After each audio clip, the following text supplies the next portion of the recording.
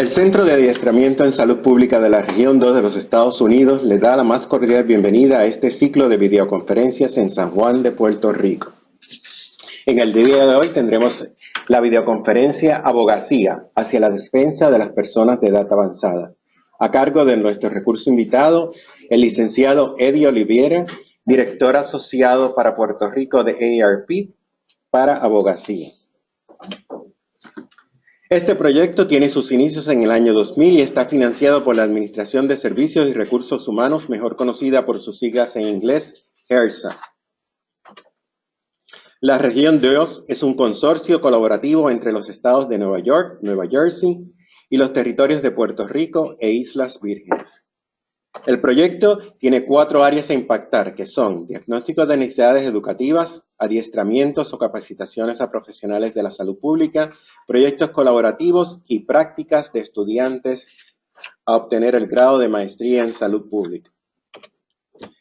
La misión de la Región 2 de los Centros de Adiestramiento en Salud Pública es fortalecer las habilidades de la fuerza laboral para ejecutar eficientemente los servicios esenciales de la salud pública en las 4 regiones antes mencionadas. Nuestras oficinas centrales del proyecto están ubicadas en la Escuela de Salud Pública Mailman de la Universidad de Columbia en el estado de Nueva York, bajo la dirección de la doctora Marita Merman, principal investigador del proyecto. Cada unidad del proyecto está a cargo de un investigador y un coordinador de proyecto, como vemos a continuación.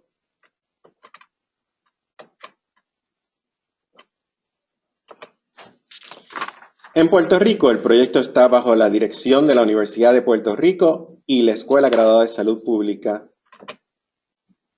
Principalmente, este que les habla, el doctor José A. Capriles, está a cargo del proyecto en Puerto Rico, junto a la doctora Ruth Ríos, coinvestigadora y evaluadora del proyecto, y la estudiante doctoral como coordinadora del proyecto, la señorita Milaida Hernández.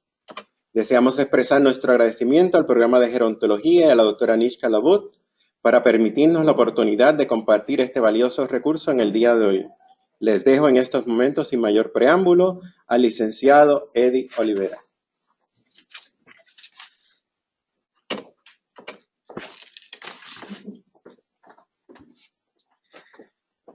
Gracias, doctor Capriles, y saludos a todos.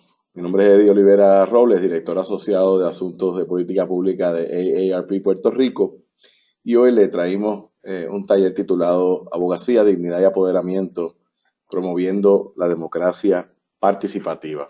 Pasaremos a hablar un poco de este y otros conceptos, pero antes, permítame hablarle un poco de AARP, una organización sin fines de lucro fundada en el 1958 por la doctora Ethel Percy Andrews. Cabe señalar que la doctora Andrews, al momento de fundar AARP, ella era una directora escolar jubilada y cuando funda AARP tenía más de 70 años. Así que en la obra y en la persona de ella pues queda plasmada el espíritu de nuestra organización, que es que el deseo, la intención, la voluntad no tiene edad. AARP, como les mencioné, es una organización sin fines de lucro, no gubernamental, no partidista, compuesta por miembros mayores de 50 años. Hay más de 38 millones de adultos mayores que pertenecen a AARP. En Puerto Rico son cerca de 100,000. Y la organización pues tiene lo que llamamos oficinas estatales en los 50 estados, el distrito de Washington D.C., Puerto Rico y las Islas Vírgenes. La organización tiene una junta asesora de 23 miembros voluntarios y hay representación de Puerto Rico en esa junta. AARP apoya a la comunidad de mayores de 50 años con la intención de promover que este grupo poblacional tenga calidad de vida. Cómo pudiésemos entrar en un taller totalmente diferente de lo que es AARP, ¿verdad? Pero básicamente diseminamos información, ponemos productos y servicios a la disposición de la membresía, descuentos. Además de eso, las oficinas estatales como la de Puerto Rico se dedican al desarrollo de política pública, que es el tema principal de la charla que nos ocupa hoy. Y además de eso, también hacemos mucho trabajo de apoderamiento comunitario que como veremos está íntimamente ligado al desarrollo de la democracia participativa. De más está decirle a ustedes que son estudiantes de este tema, el cambio poblacional que ha venido experimentando Puerto Rico desde finales del siglo pasado y en el nuevo siglo. Puerto Rico es un país envejecido y según la Organización Mundial de la Salud, pues ciertamente solamente Canadá y Cuba tienen una proporción, un porcentaje de población adulta mayor que está por encima del de Puerto Rico. Este es el fenómeno que se ilustra aquí, es lo que los expertos demógrafos llaman la pirámide invertida, que es que nuestra estructura poblacional en el 1960 era una donde la gran mayoría de la población pues eran jóvenes, menores de 20 años. Eso ha ido cambiando. De hecho, cabe mencionar que en el año 2011, hace 4 años atrás, por primera vez en nuestra historia como país, el número de personas mayores de 65 años supera al número de personas menores de 15 años en Puerto Rico. Esto, pues, desde el punto de vista de AARP, es una situación que presenta muchas oportunidades en términos de nuestro desarrollo como sociedad, pero ciertamente también presenta unos retos muy grandes.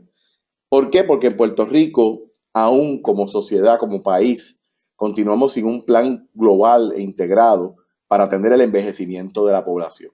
Estamos todavía programáticamente, en términos de nuestras agencias gubernamentales, nuestra administración central y todas las demás organizaciones y agencias operativas, estamos atrás en ese sentido, en términos de que no hay un plan integrado de cómo trabajar con este tema del envejecimiento. Y pues cabe señalar que en proporción con el resto de los Estados Unidos, la población nuestra está envejeciendo aún más rápidamente, no solamente en términos ¿verdad? de la expectativa de vida, sino que también pues por el fenómeno de la emigración, donde cuando demográficamente si la población más joven emigra, pues queda la población más envejecida atrás en la isla, y también pues el fenómeno de la inmigración a la inversa, donde personas que se jubilan a través de distintos lugares, incluyendo la estación, regresan a Puerto Rico. Hay una serie de fenómenos ahí y pues claro está el otro que se conoce, que es que la tasa de mortalidad por la serie de situaciones sociales que experimentamos es mucho mayor entre la población joven. Así que todos esos elementos se combinan para aportar a esta situación. Nosotros como organización, en cuanto al esfuerzo de lo que mencionó el doctor Capriles, abogacía, es una traducción directa de advocacy, también nosotros le llamamos política pública porque realmente en eso consiste llevar a cabo un trabajo de desarrollo de política pública. ¿Para qué? Pues para superar muchos de los retos que enfrentan los adultos mayores en el ámbito legislativo, desde donde se hacen las leyes, la reglamentación, que es la aplicación de las mismas, y pues la implementación. En ese sentido, ¿cuál es la estrategia que nuestra organización promueve?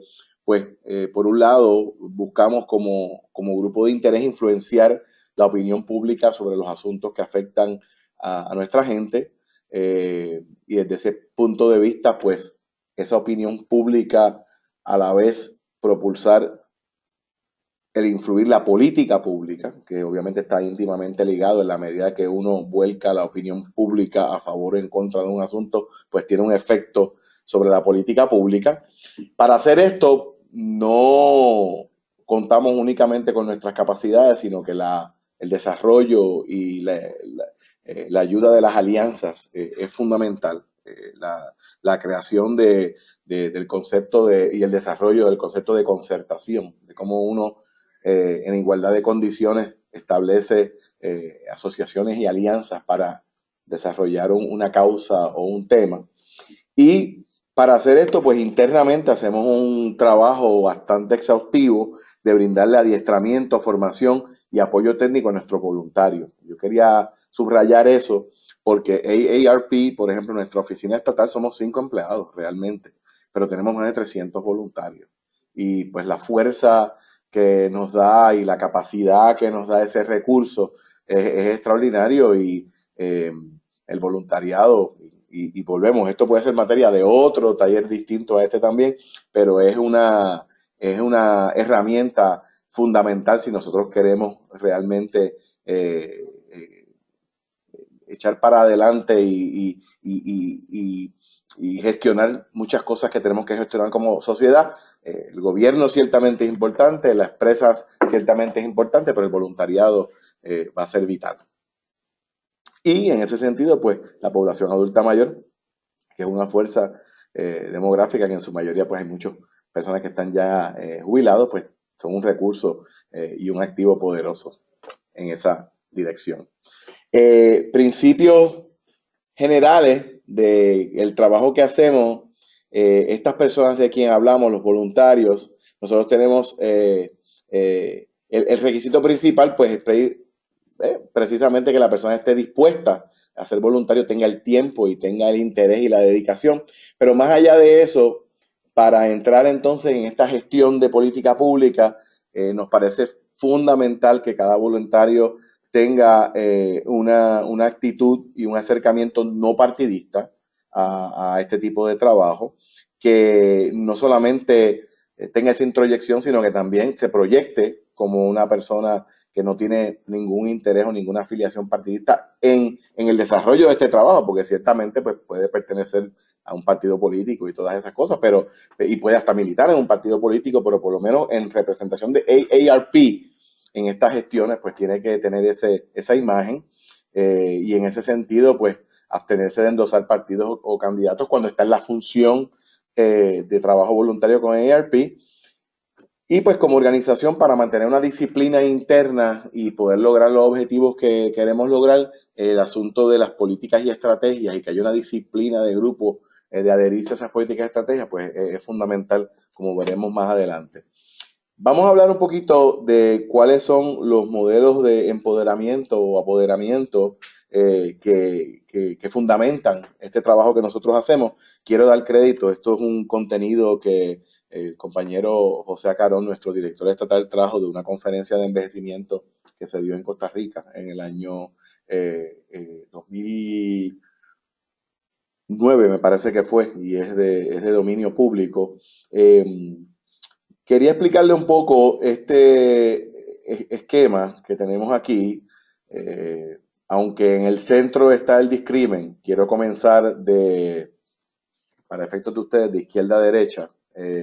Ustedes ven ahí que dice acción de Estado y lo que está abajo pues es la manifestación de la acción del Estado, una legislación o una política pública. Es lo que el Estado hace para atender X o Y situación. Y históricamente o tradicionalmente, no todas, pero muchas de esas acciones del Estado, aunque nos parezca difícil entenderlo o chocante, están basadas en algún tipo de discrimen. Y cuando hablamos de discrimen, pues claramente la gente rápido piensa en una connotación negativa, porque pues, discrimen es algo negativo. Pero cuando hablamos de discrimen en este sentido, lo que nos referimos es a un concepto de diferenciación. ¿Ok? Lo que algunas personas en la época postmoderna le llaman la otredad, o como tú, en base de tu experiencia, es que tú juzgas la situación del otro, no en base a su realidad, sino en base a tu situación. Así que mejor utilicemos, de hecho, mejor diferenciación que discrimen, se me acaba de ocurrir.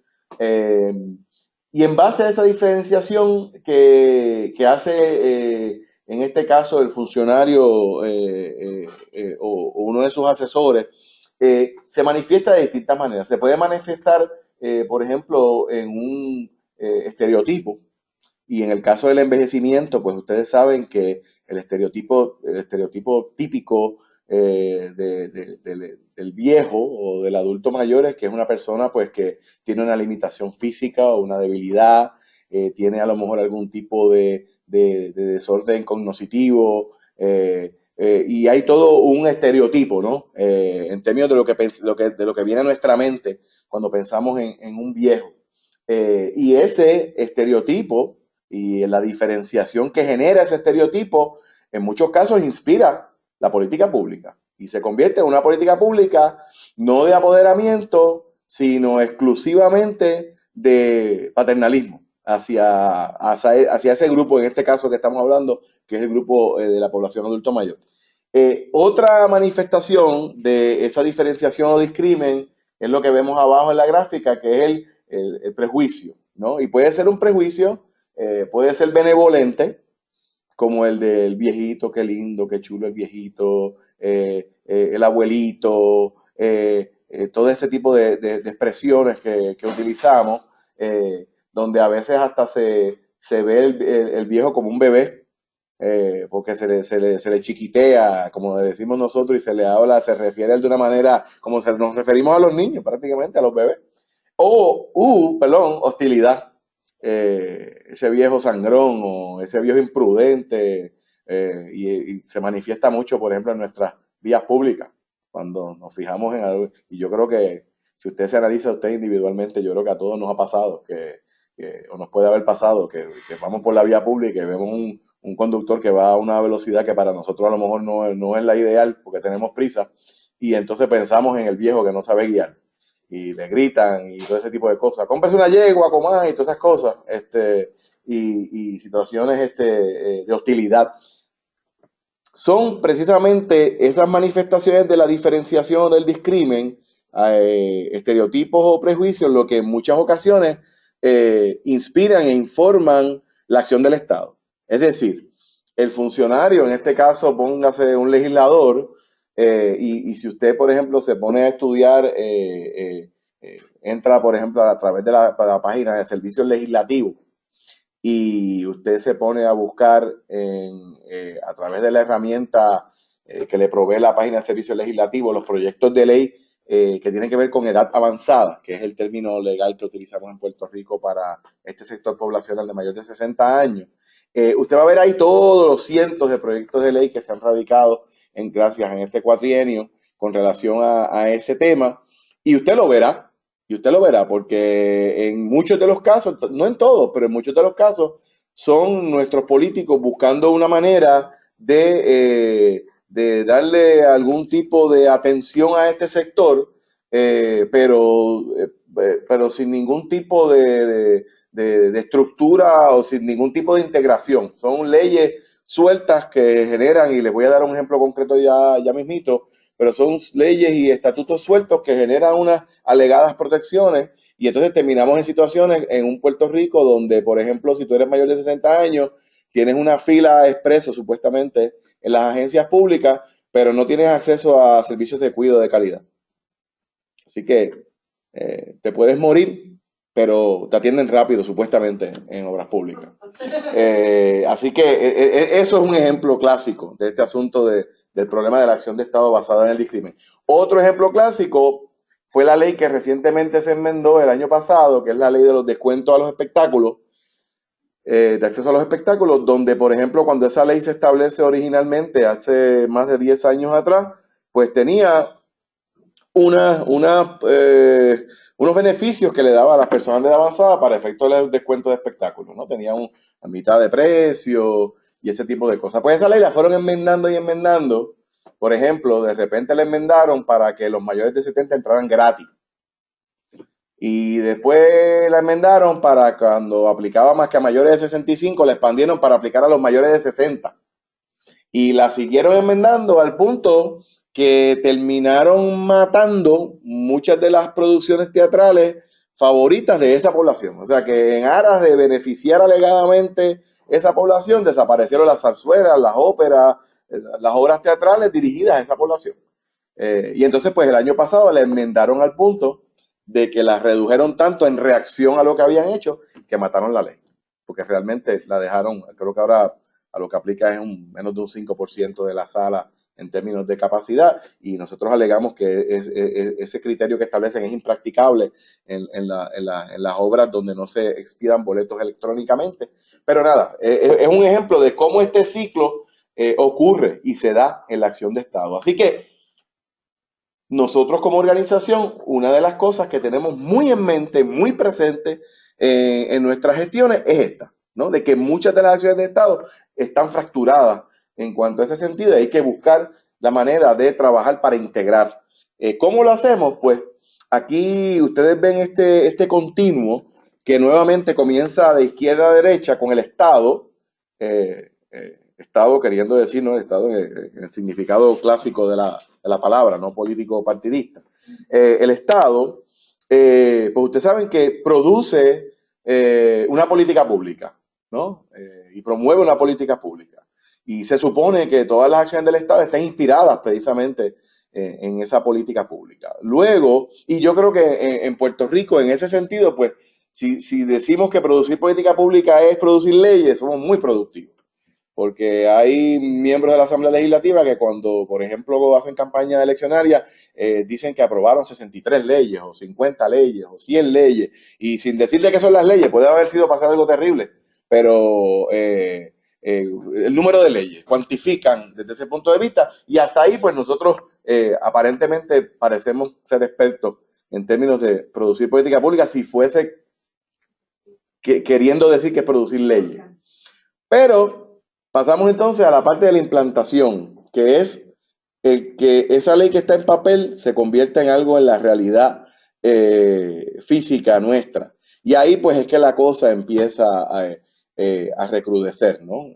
Un ejemplo clásico es de que aquí podemos diseñar la reforma contributiva más extraordinaria que se pueda diseñar, pero mientras el Departamento de Hacienda siga siendo incapaz de efectuar los recaudos necesarios, pues mira, la reforma puede ser un IVA, otra cosa, un arancel, pero mientras sea el mismo departamento que, por ejemplo, no lograba maximizar los recaudos de los arbitrios, que no logró maximizar los recaudos del impuesto de ventas y uso, señoras y señores, adivinen que no va a lograr maximizar los recaudos del impuesto de valor añadido si no se reforma o reformula o sea, hace una reingeniería de esa agencia. Y esto es un ejemplo de cómo entonces en la parte de la implantación el Estado fracasa.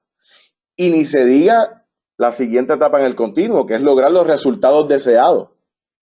De hecho, como para empezar, en muchos casos la política pública está basada en este tipo de esquemas, no logra los resultados deseados.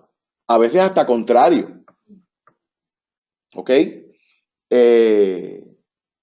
Doy un ejemplo que no tiene que ver nada con edad avanzada, pero por ejemplo, si se ponen a analizar el caso del avión que se estrelló en Alemania, no estoy tomando una posición al respecto, pero les quiero presentar para que lo piensen, que la política que inspiró, la política de protección que inspiró que la cabina del piloto tenía que estar cerrada con candado, con una puerta de seguridad, fue la misma política que le costó la vida a los pasajeros de ese avión, porque facilitó que un piloto lamentablemente estaba teniendo problemas mentales, se encerrara, que eso jamás hubiese ocurrido en un vuelo previo al 911, porque como recordarán, antes era una cortinita lo que había dividiendo a los pilotos de la tripulación.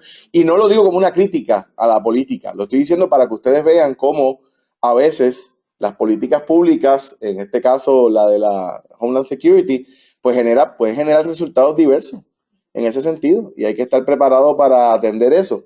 Pero desde el punto de vista de ERP, la manera más segura de garantizar que este continuo funcione, que el Estado genere una política pública y que esa política pública sea implantada y que esa implantación produzca los resultados deseados, es que la sociedad civil, que somos los que estamos aquí, ustedes y nosotros, la ciudadanía, el sector no gubernamental, se preocupe por estar involucrado en cada etapa del proceso. Porque no solamente es qué cabildeo yo voy a hacer para lograr la política pública, sino qué gestiones voy a hacer para entonces asegurarnos que se implante. ¿Qué auditoría de cumplimiento voy a llevar a cabo para asegurar que los resultados sean los deseados? De eso es lo que estamos hablando. ¿De qué manera la sociedad civil se organiza y se inserta en cada paso de esos procesos para garantizar que ocurran y que se logre lo que se quiere lograr? ¿Por qué es importante? Pues mire, es importante porque ese rol, esa participación de la sociedad civil, como pueden ver en la parte al comienzo de esa flecha amarilla que va ascendiendo, ¿no? hacia hacia hacia la parte derecha de la pantalla, ese paso inicial del cambio de política pública, que un problema se resuelve enmendando una ley, una política pública o un reglamento, eso puede dar paso a otras cosas mayores y más importantes. Pueden dar paso, en segundo lugar, y esto es progresivo, a un cambio sistémico, donde el proceso de toma de decisiones envuelve a los ciudadanos, es más transparente y responsable. Y ese cambio sistémico puede dar paso a algo aún mayor, un cambio democrático, donde los ciudadanos, como ustedes y como yo, reconocemos y utilizamos el poder de participar activamente en el proceso de toma de decisiones. De eso es lo que estamos hablando, de un proceso de transformación social. Así que AARP como organización enfoca en que hay una necesidad apremiante de fortalecer esta cultura de democracia participativa en cuanto a las responsabilidades tanto de los funcionarios públicos como de la ciudadanía que los elige. Esto, quiero detenerme aquí un momento y posiblemente haga hincapié de esto más adelante también en la presentación. En Puerto Rico nos quejamos mucho de nuestros funcionarios electos. No hay nada más que prender la radio y escuchar para saber lo mucho que nos quejamos de nuestros funcionarios electos. Yo les propongo a ustedes que piensen que esos funcionarios electos no son otra cosa que nuestra proyección de nosotros mismos como país. No solamente por decir que nosotros los elegimos, porque es que realmente eso sería ser demasiado optimista en la democracia que tenemos aquí, que se hace la voluntad del pueblo. Eso pues es un poco optimista, pero porque si nos ponemos a pensar en nuestras vidas civiles individuales, nuestras apatías, nuestros fallos, nuestros culipandeos, por utilizar un término técnico, nos damos cuenta que nosotros también como sociedad funcionamos a veces como funcionan ellos, en ese sentido. Y por eso yo siempre digo que uno de los errores más grandes que cometemos como país es precisamente que cada 4 años hacemos un ejercicio de democracia porque salimos a votar y vamos y votamos y participamos en nuestra democracia, pero entonces por los 4 años siguientes nos vamos para la casa a ver qué pasa. Y en mi opinión los dejamos solos. Entonces, ¿por qué nos quejamos de los funcionarios electos? ¿Por qué criticamos a los políticos si los ponemos en una posición de gran responsabilidad y los dejamos solos? Para que entonces ellos resuelvan y con la mentalidad de que si no resuelven, entonces los vamos a castigar al 4.º año de su término, cuando en realidad nos estamos castigando nosotros mismos porque somos los que sufrimos las consecuencias de las decisiones. Es como un masoquismo democrático. En ese sentido les traigo algunas preguntas, porque ciertamente uno de los foros donde se proyectan todas estas dinámicas que les he mencionado es en el proceso legislativo. Al momento de enfrentarse, que uno se para ahí frente a la Casa de las Leyes y tiene que determinar qué es lo que uno va a hacer, hay unas preguntas que son importantes. En primer lugar, pues, asumiendo que vamos como parte de un grupo, claro está, ¿qué poder, cuál es el poder que representa nuestro grupo? En ese sentido, si nuestro grupo no es muy grande, pues, ¿cuál es el poder que representa nuestra comunidad? Que es el todo en donde está incluido nuestro grupo. Tercero, ¿dónde se encuentra nuestra fortaleza? Porque ciertamente hay organizaciones que a lo mejor no tienen mucha gente, pero tienen mucho dinero, y hay otras que a lo mejor tienen poco dinero, pero mucha gente. Y hay que identificar esa fortaleza. Y por último, y esto es bien importante porque a veces no nos lo cuestionamos, esta fuerza organizada nuestra es suficiente para cambiar las situaciones que enfrentamos. Porque a veces nos tiramos a hacer unas cosas extraordinarias y no hacemos ningún estimado de si es suficiente en términos de no solamente el poder, sino, por ejemplo, estratégicamente, en términos del liderato, si tiene el poder de convocatoria, etcétera, etcétera. Hay muchos factores ahí que es importante considerar antes de uno tirarse a este ruedo. Y para darle un ejemplo concreto, pues vamos a decir que los estudiantes de gerontología deciden que van a propulsar una política pública. Pues, los estudiantes de gerontología tienen que preguntarse todas estas todos estos planteamientos que están aquí, ¿no? ¿Qué poder representamos? ¿A quién más en nuestra comunidad podemos reclutar para propulsar nuestra causa? La fortaleza donde está, que aquí puede ser, por ejemplo, la expertise que puedan tener ustedes, la buena reputación, la valía de ser parte de este recinto, etcétera. Y si esa fuerza organizada, pues es suficiente. Y si no lo es, pues ¿para qué es suficiente? Si no podemos a lo mejor hacer ese gran proyecto que tenemos, pues, ¿qué podemos hacer para adelantar la causa, ¿no? Aquí tengo una parte que se supone que sea interactiva, pero como estamos dando una conferencia, se los presento para su reflexión. ¿Mito o realidad? El proceso legislativo es una actividad donde solamente participan los legisladores y las legisladoras. ¿Mito o realidad? Y a mí me gusta cuando doy esta charla de un grupo comunitario porque se forma un reperpero tremendo. Eso es un mito, porque a la verdad es que esa gente se encierran allá y a cuartos oscuros toman las decisiones. Y otra gente dice, no, es una realidad porque se supone que sea un proceso participativo. Y siempre empiezan con el se supone. Y la realidad es que cuando vamos a ver más adelante, cualquiera de estas puede ser mito, puede ser realidad, dependiendo de cuál sea la voluntad de la gente de cambiar estas situaciones. Mito o realidad. La gente común y corriente como tú y como yo, no tenemos voz en la legislatura.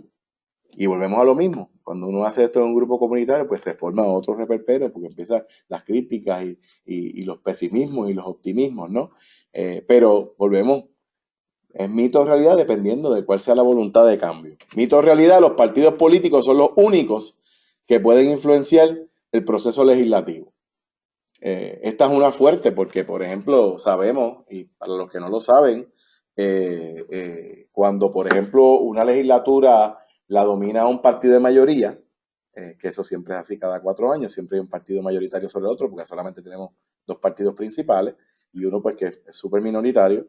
Pero el partido de mayoría, por ejemplo, el día que hay sesión,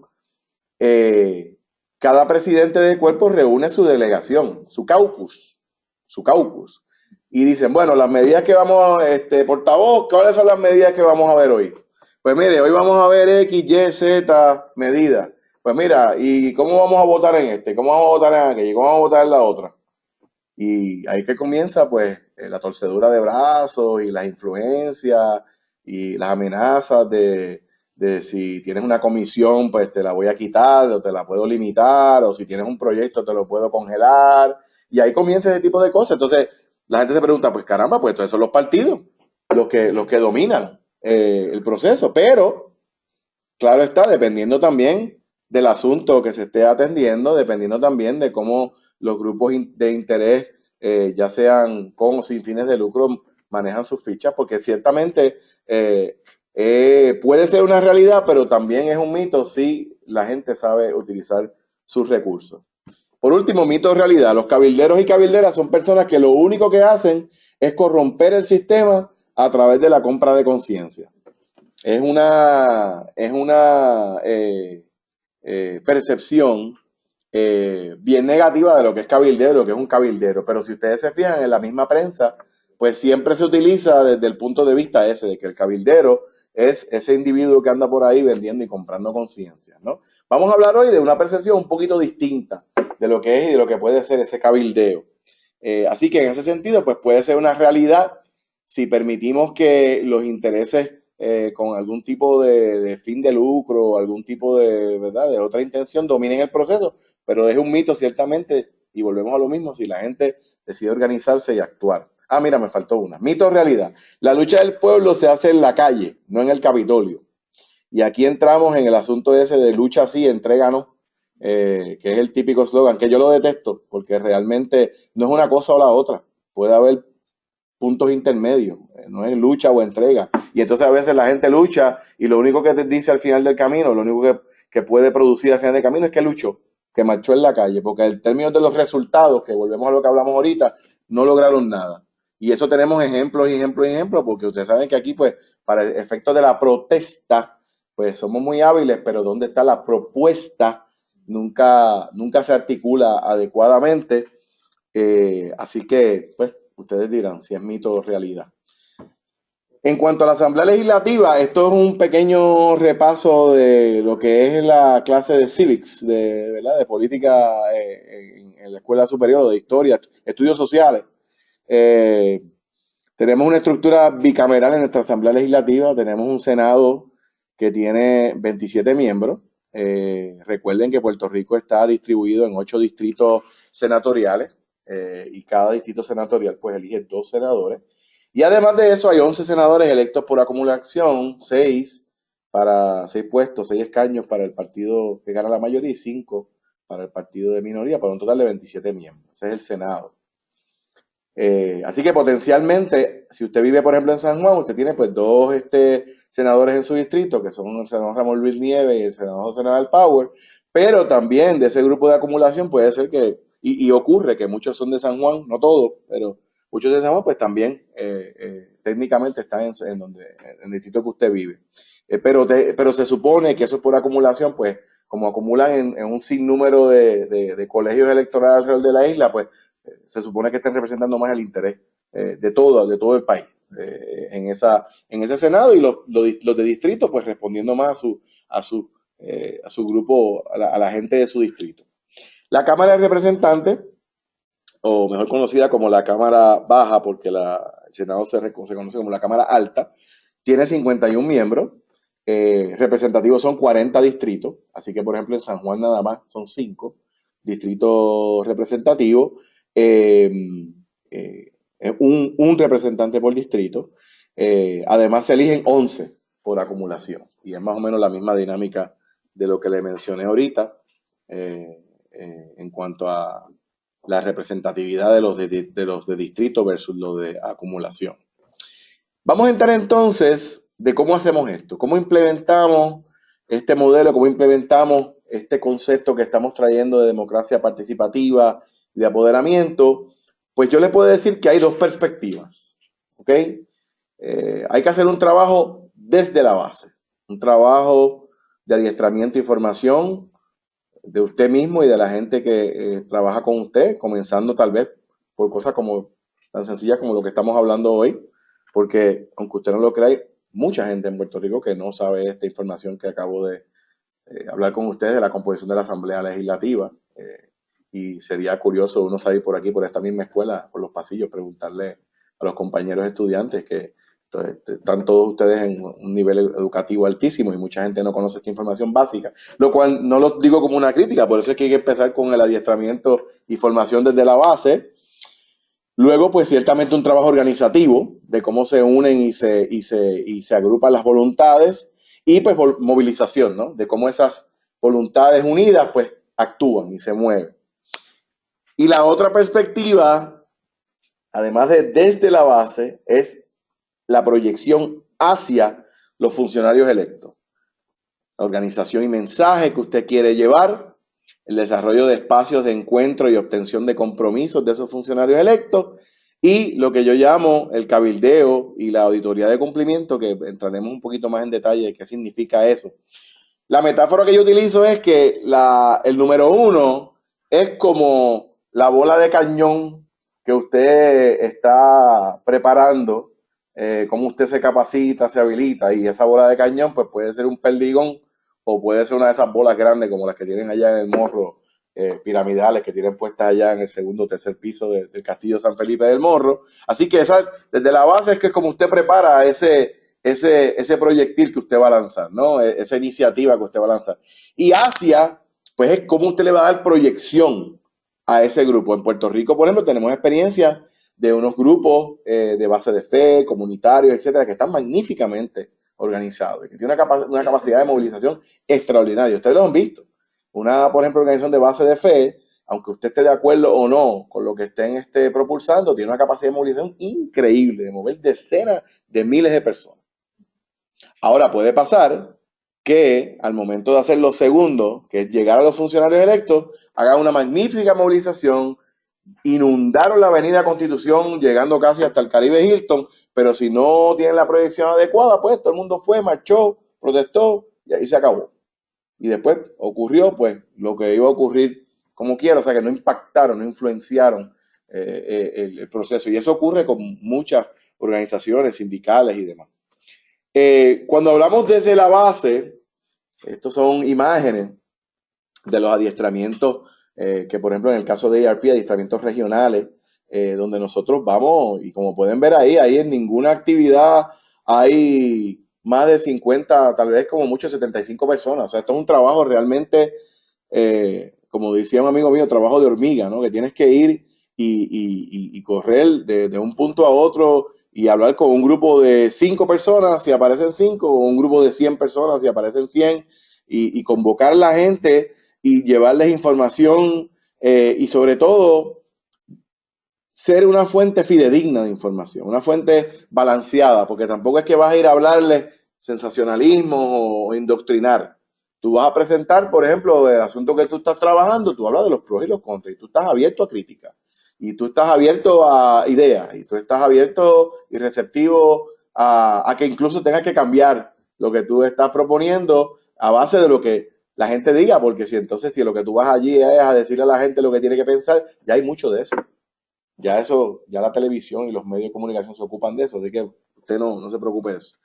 Pueden ver ahí, hay una foto por ahí del amigo ex representante Víctor C. García San Inocencio, que tuvo 20 años de experiencia en la Asamblea Legislativa, así que a veces también hay que conseguir recursos, interlocutores que dependiendo de la audiencia pues puedan proyectar ese conocimiento, y ciertamente si usted está de acuerdo o no con lo que Víctor y su partido representan, ciertamente es indiscutible que es un recurso muy bueno para hablar de lo que son procedimientos legislativos, porque trabajó en esa cuestión 20 años, y siendo una delegación de una persona, posiblemente es uno de los legisladores que más proyectos de ley efectivos logró propulsar, así que algo debe saber de esto. Así que a veces hay que valerse de esos recursos. También está por ahí José Acarón, está la compañera en esta foto de acá de la parte inferior izquierda, Astrid Morales, que es un magnífico recurso sobre el tema de apoderamiento comunitario.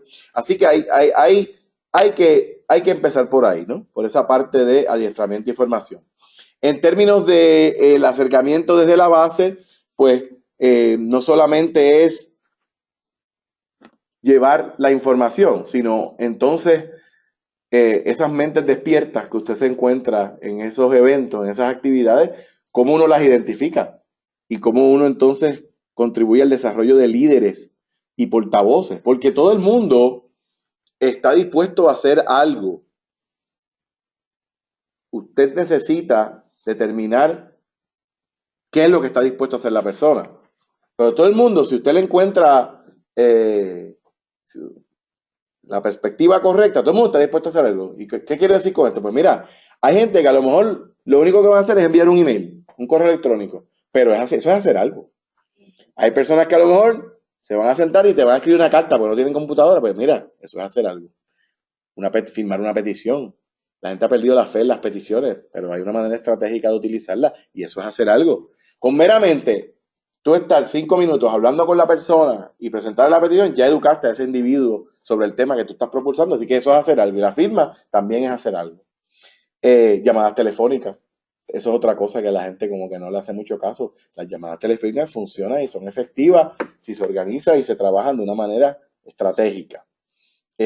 Ya a lo mejor hay otras personas que están dispuestas, a lo mejor no solamente hacer una llamada, o empezaron por hacer una llamada, pero allá en la llamada que hicieron, los ignoraron, le dijeron algo que les indignó, y dicen, no, yo voy a ir para allá.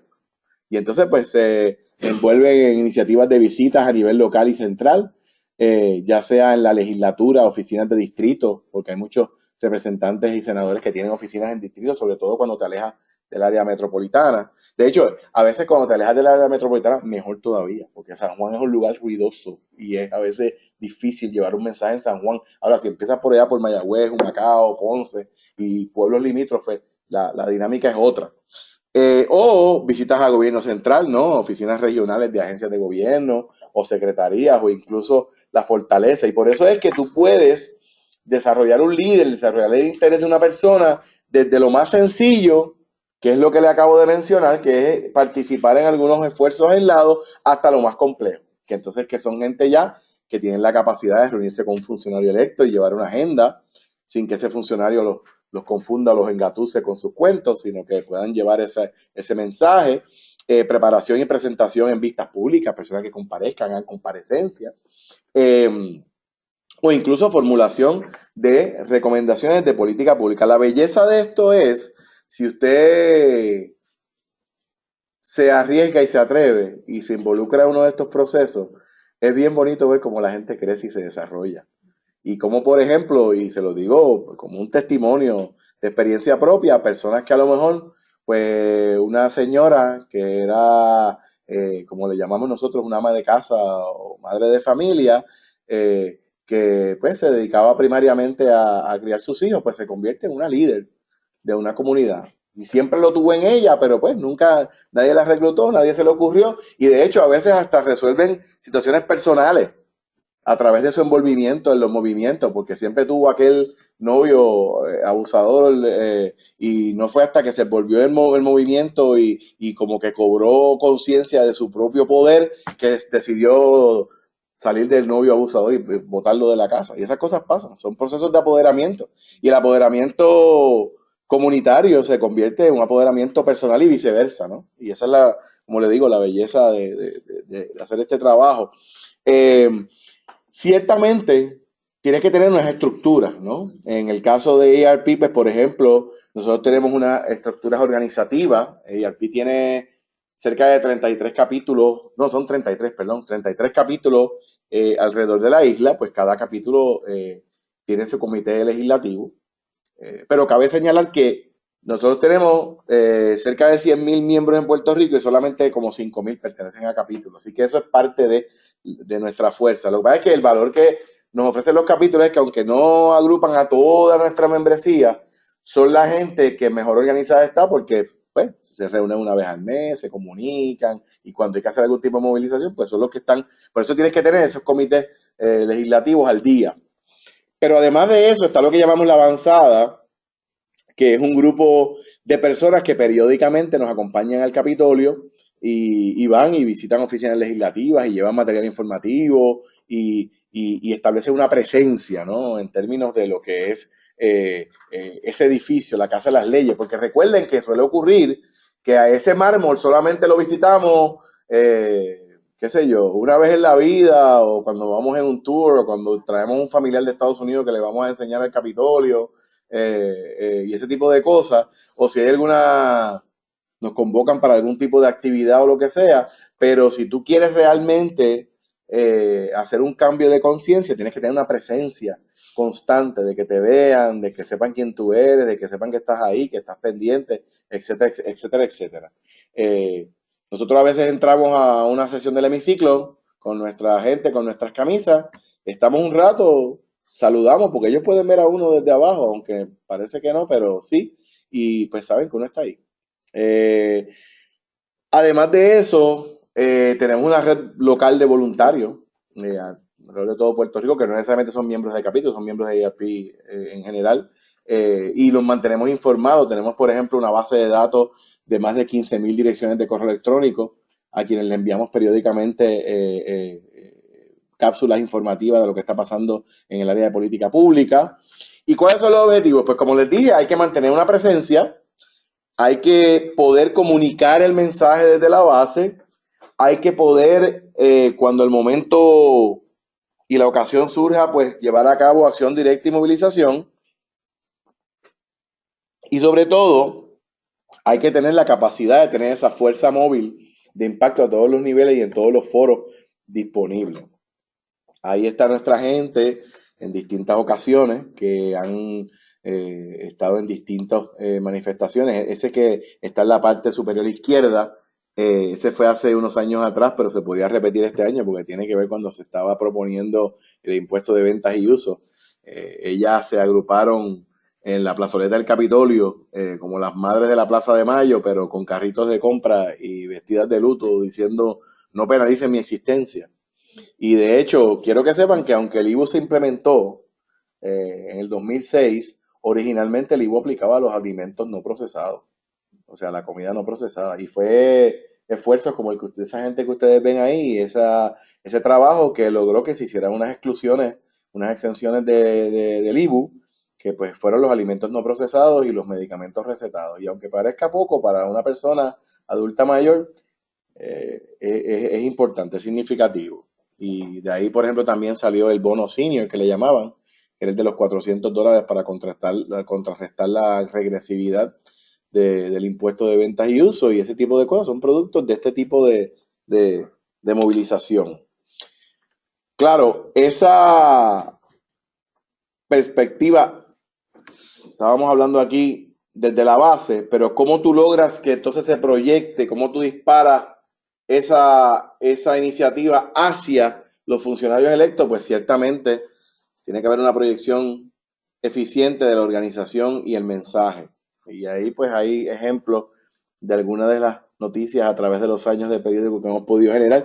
Y es curioso porque la gente tiende a pensar que para generar este tipo de cobertura tú necesitas mucho dinero, y tú necesitas contratar una agencia de publicidad bien costosa para poder llevar a cabo todo este trabajo, y esto en nuestra oficina lo lleva a cabo una persona, un solo individuo, y es una persona muy dedicada, lleva a cabo una labor extraordinaria, tiene muy buenos contactos, y nosotros en cualquier cosa que propulsamos pues logramos tener una proyección, pero no es que hacemos anuncios a página completa y estas cosas todo el tiempo, todo lo contrario, lo que se hace es un trabajo de establecer una credibilidad, de traer una información, y por eso lo que les decía al principio, de la importancia de la postura no partidista, de la postura conciliadora, de la postura de la propuesta, eso genera credibilidad y seriedad en lo que uno está hablando. Y a veces pues también le enseñamos una que otra cosita a los medios, porque los medios siempre están pendientes del ataque y de la controversia y de todas esas cosas, y pues a veces logramos enseñarle un poquito que hay noticias que vale la pena reportar que no tienen que ver con confrontaciones y asesinatos y otras cosas. En términos de esa implementación hacia los funcionarios electos, pues mucho trabajo de coordinación de foros, conferencias de prensa, actividades, ese tipo de cosas. Esa es la orden del día si uno quiere influir en la opinión pública y proyectar un mensaje. Y en ese sentido, nosotros hacemos algo que sé que lo hacen otras organizaciones, como por ejemplo la de Industria de Alimentos, MIDA, la Cámara de Comercio, la Asociación de Industriales, que son organizaciones que mueven unos intereses económicos y financieros, la Asociación de Bancos, por ejemplo, pero no así organizaciones de base comunitaria, organizaciones sin fines de lucro. Y nosotros promovemos que nuestras organizaciones como AARP sin fines de lucro tienen que hacer más esto que les voy a mencionar. Y es que durante el ciclo eleccionario, más allá de estar embollado en el asunto de las caravanas estas y las avanzadas y las caminatas, pues mira, desarrollar una plataforma, una agenda de política pública que reúna nuestras preocupaciones y propuestas. O sea, de igual manera que, por ejemplo, los partidos, cada cual hace su programa de gobierno, que después cuando ganan, pues uno se pregunta si lo implementan o no, porque son unos documentos bien elaborados, bien bonitos, y luego uno se pregunta si realmente se convierten en la agenda de trabajo del partido que prevalece en las elecciones.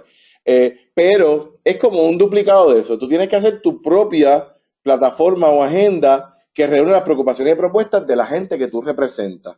En ese sentido, pues hay que llevar a cabo un trabajo de compartir esa plataforma, esa agenda con los partidos y los candidatos. Nosotros, por ejemplo, en el 2012 hicimos eso, nos reunimos y fue más trabajo porque en el 2008 fueron 3 partidos, en el 2012 fueron 6, pero llevamos a cabo reuniones con todos los partidos y todos los candidatos para presentarles esa propuesta, y se llevaron a cabo unos foros públicos en donde se intentó comprometer a esos candidatos con esas propuestas y con esas ideas. Y no todo termina cuando ocurren las elecciones, al contrario, todo comienza después de las elecciones, porque tienes que entonces llevar a cabo un seguimiento a esos funcionarios electos que fueron tan y tan accesibles y estaban tan y tan dispuestos durante el ciclo eleccionario, y luego cuando pues ocupan un cargo, pues están bien ocupados y bien inaccesibles. Y así es que tiene que haber un seguimiento y un perseguimiento, como decimos nosotros. Ciertamente transformar también esas propuestas que tú presentaste, esas ideas, en proyectos de ley e iniciativas, ¿no? En medidas concretas, y a esos efectos, pues buscar espacios de encuentro con esos funcionarios. Le traigo algunos ejemplos. Este fue el foro de candidatos a la gobernación que llevó a cabo AARP en el año 2012. Estaba el entonces gobernador Luis Fortuño orgullosamente mostrando su tarjeta de AARP, y estaban los candidatos, estaba acá en el centro pues el actual gobernador Alejandro García Padilla y los demás candidatos de los demás partidos, y todos llevaron a cabo un ejercicio muy interesante que fue el siguiente, porque nosotros no quisimos darle un micrófono y pararlos allí al frente a hablar. Eso no fue lo que hicieron.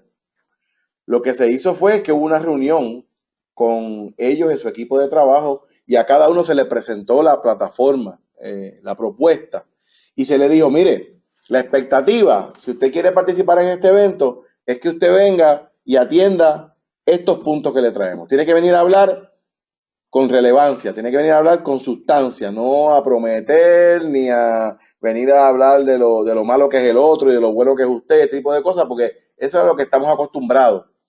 Pero vuelvo a lo que les dije al principio, de que nosotros somos una proyección de nuestros políticos o viceversa, ellos son una proyección de nosotros, porque lo que muchos de los seguidores de ellos cuando son candidatos es eso, lo que quieren ver es la pugna, la controversia, el ataque, y si hay un debate y no se tiran entre ellos, el debate es aburridísimo. Y si en vez de debate hicieron un foro, pues el otro es un cobarde porque no quiso debatir, ese tipo de cosas, que a eso es lo que nosotros nos reducimos a nosotros mismos, porque eso es lo que esperamos de ellos. ¿Ah? Pues aquí no, aquí lo que hicimos es un foro donde cada uno llega civilizadamente, trae su punto, dilucida sobre lo que se le pidió que dilucidara, y luego el público tiene la oportunidad de preguntar y la gente somete por escrito sus preguntas. Obviamente tiene que haber un filtro para esas preguntas, porque hay quien pregunta cada barbaridad y esa no es la idea, ¿verdad? Y que tienen que ser preguntas relevantes al tema que se quiere atender, que es el reto del envejecimiento, en el caso del tema del foro. Y en este foro en particular ocurrió algo interesantísimo. Nosotros conseguimos un sistema que se llama el sistema Meridia, mediante el cual en esa pantalla que ustedes ven ahí en la lámina que está atrás, que eso es una pantalla atrás de lo que decía AARP, y en esa pantalla nosotros le pedimos a ellos que formularan una pregunta al público, y estamos hablando que llegaron casi 2,000 personas al centro de convenciones, pero le pedimos a cada uno de ellos que viniera con una pregunta preparada para hacerle al público, y cada miembro del público tenía como un pequeño control remoto, porque tenía que hacer una pregunta de selección múltiple, A, B, C o D, de 4 opciones. Ellos le hacían la pregunta al público y el público votaba por la opción que ellos entendían que era su predilecto, y por ejemplo, pues ellos trajeron preguntas sobre seguridad, sobre salud y otras cosas, y le pudieron hacer preguntas a ellos al público, y el público contestárselas al momento, porque entonces en la pantalla que dice AARP atrás, al momento el sistema recogía las pulsaciones del control y te enseñaba con una gráfica de barras cuáles fueron los porcentajes de cada contestación. Y entonces ahí estábamos haciendo lo que en AARP llamamos virando la mesa patas arriba, que suena un poquito, ¿verdad? Pesado, pero eso es lo que estamos hablando. Cómo tú viras la mesa patas arriba y en palabras a lo mejor un poco más refinadas, cómo tú cambias el paradigma hacia los políticos, porque a quién se le ocurre que uno va a ir a un debate, un foro político, a que sea el político el que me haga preguntas a mí de cuáles son mis preocupaciones. Eso es lo que debería hacer. Pero como lo que nos gusta es otra cosa, pues lamentablemente eso es lo que tenemos. Esa fue la asistencia al foro, como pueden ver, fue bien numerosa. Lamentablemente en un momento hubo que dejar gente fuera porque realmente la respuesta fue extraordinaria. Esto es la mitad del salón. La otra mitad está de donde está el fotógrafo hacia la izquierda. Y fue realmente una tremenda actividad. Pero no solamente es sobre el foro de candidatos a la gobernación. Aquí tenemos ejemplos de encuentros legislativos de distrito que hemos facilitado, donde entonces nos vamos a Ponce, Mayagüez, y hacemos el foro allí con los legisladores de distrito. Y más o menos el formato es el mismo, en el sentido de que no es, de nuevo, no es pararse allí a escucharlo, no es pararse allí a hablar de parte de ellos y que la gente los escuche, sino que tengan que responder a las preguntas de la gente y que tengan que venir preparados para hablar de cosas que sean relevantes al tema del envejecimiento, y no solamente hablar, porque la realidad es que a muchos funcionarios públicos electos, si uno le dice, mira, tú tienes que pararte ante este grupo a hablar de envejecimiento, de lo que te va a hablar, de lo mucho que quieren a su abuelito y a su abuelita, o de cómo su abuelito o abuelita los crió, o de lo buena gente que era un viejito en su vecindario y cuántos viejitos. O sea, eso puede ocurrir si tú no sabes llevarlo al tema. Y por eso, pues, previo a estos encuentros, pues nosotros nos reuníamos con ellos y con sus equipos de trabajo y era curiosísimo ver cómo ellos reaccionaban. No, pues si ya nosotros confirmamos al representante, él va a ir. Sí, pero es que queremos reunirnos, hacer una reunión previa para discutir lo que va a ocurrir allí. Bueno, pues sí, pero ya está confirmado, no se preocupe, ya está en agenda. Sí, lo sabemos, pero queremos reunirnos. Y se va cambiando un poquito la mentalidad de ellos también a la misma vez. Claro, ciertamente en el Capitolio pues hay que estar, hay que llevar a cabo actividades en la legislatura. Esto como que se está moviendo solo, tiene su propia conciencia. Parece que me está diciendo que avance. Y en términos del último elemento que les mencioné, que para mí es uno de los más importantes, que es el cabildeo y auditoría de cumplimiento, porque tú puedes, volvemos, hay muchos ejemplos de organizaciones que mueven gente, que van al Capitolio, que llenan las gradas del hemiciclo, pero no logran los objetivos, porque es un rompecabezas de muchas piezas. O sea, al que le gusta el deporte, usted sabe que usted puede tener en la cancha o en el campo de juego el mejor equipo, pero si no tiene estrategia de juego, va a tener problemas. Y si tiene el mejor equipo y tiene estrategia de juego, pero no tiene ejecución de los jugadores, va a tener otro problema. Y si tiene un buen equipo, estrategia de juego, ejecución de jugadores individualmente y falta de dinámica de equipo, va a tener otro problema. Y es que va a perder en todas, si no integra todas las partes. Así que esta parte del cabildeo y auditoría de cumplimiento es bien importante. ¿Y qué es eso? Pues miren, hay varios elementos. Por un lado, cómo uno desarrolla relaciones con funcionarios, y no solamente con los funcionarios, sino con los integrantes de sus respectivos equipos de trabajo. Porque aquí, como se pueden imaginar, mucho del trabajo no lo lleva a cabo el legislador o la legisladora. Tiene detrás de él o de ella, pues, asesores, equipos de trabajo, y uno tiene que casi desarrollar un perfil de cada uno, o por lo menos de los más importantes, porque ustedes saben que hay una serie de comisiones y una serie de cuerpos que hay que poder influenciar, y hay que tener un perfil. Y por eso hay que trabajar, identificar y trabajar con las figuras claves. Pues ciertamente los presidentes de los cuerpos son figuras clave, los portavoces de minoría y mayoría, los presidentes de comisiones clave son importantes, los miembros de gabinetes y asesores influyentes son importantes. Y cuando digo portavoces de minoría y mayoría, lo digo con toda la intención porque hay quien piensa que la minoría es irrelevante en términos de cuando la mayoría es grande, pero no es así. Nosotros, por ejemplo, les voy a dar un ejemplo del cuatrienio pasado, donde teníamos que queríamos comunicar un mensaje bien importante a la presidenta de la Cámara y no podíamos llegarle. Fue bien difícil por otras razones, porque ella pues había sido receptiva para otras cosas, pero por un sinnúmero de circunstancias había sido bien difícil llegarle. Y entonces llevamos un grupo de gente a las gradas, me acuerdo como ahora, y llegamos temprano, y da la casualidad que una de las personas del grupo conocían un miembro de la delegación de la minoría que estaba abajo en el hemiciclo y la saludó, y ella y la miembro de la mayoría de la minoría subió a las gradas a saludar a las personas. Y estuvieron allí hablando y yo me pongo a mirar así, yo digo, Dios, mira, representante tal, qué curioso. Y entonces me pongo a pensar, caramba, ya que ella está acá arriba, vamos a hablarle de lo que estamos haciendo aquí y a ver si ella nos ayuda a llegar a donde la presidenta. Y entonces nos pusimos a hablar con ella y ella pues bajó bueno, ya iba a empezar la sesión y bajó al hemiciclo. Y se puso a hablar con la presidenta y yo no sé lo que le dijo, pero parece que fue algo a los efectos de, mira, oye, esta gente de IP, mira, un grupo ahí de gente que te lleva buscando hace varios días, tú estás perdida, tú estás escondida, no sé lo que le dijo. La cosa es que la presidenta se disgustó tanto con la situación de que estábamos allí y alegadamente le estaban diciendo que los habíamos ignorado, el mensaje que estaban llevando, que ella mandó a buscar el proyecto de ley en ese momento a la oficina de la comisión, y en ese momento se incluyó obligadamente en el calendario, porque ya le dio instrucciones al portavoz de que tenían que incluirlo en el calendario. Y así de sencillo. Y la figura clave fue una figura de minoría. que aparentemente es tan hábil en lo que hace que ahora es alcaldesa de San Juan. Y así fue la historia. Pero eso es lo que te conlleva el cabildeo, en términos de tú saber definir quién es quién y quiénes son los jugadores, llevar a cabo la comunicación y el seguimiento adecuado, desarrollar el apoyo público, como pues miren, los medios de comunicación es bien importante en el caso de Puerto Rico, que es un mercado bien pequeño, y la comunicación, la radio llega a todos lados, y pues también obviamente desde la base, ¿no? Días de cabildeo, visitas de grupo en los distritos y a nivel central, iniciativa de comunicación vía correo electrónico, llamada. Nosotros tenemos un sistema que le enviamos un correo electrónico a la base de datos de 15,000 socios que tenemos, y ellos pues pueden enviar una carta vía correo electrónico a su representante o senador.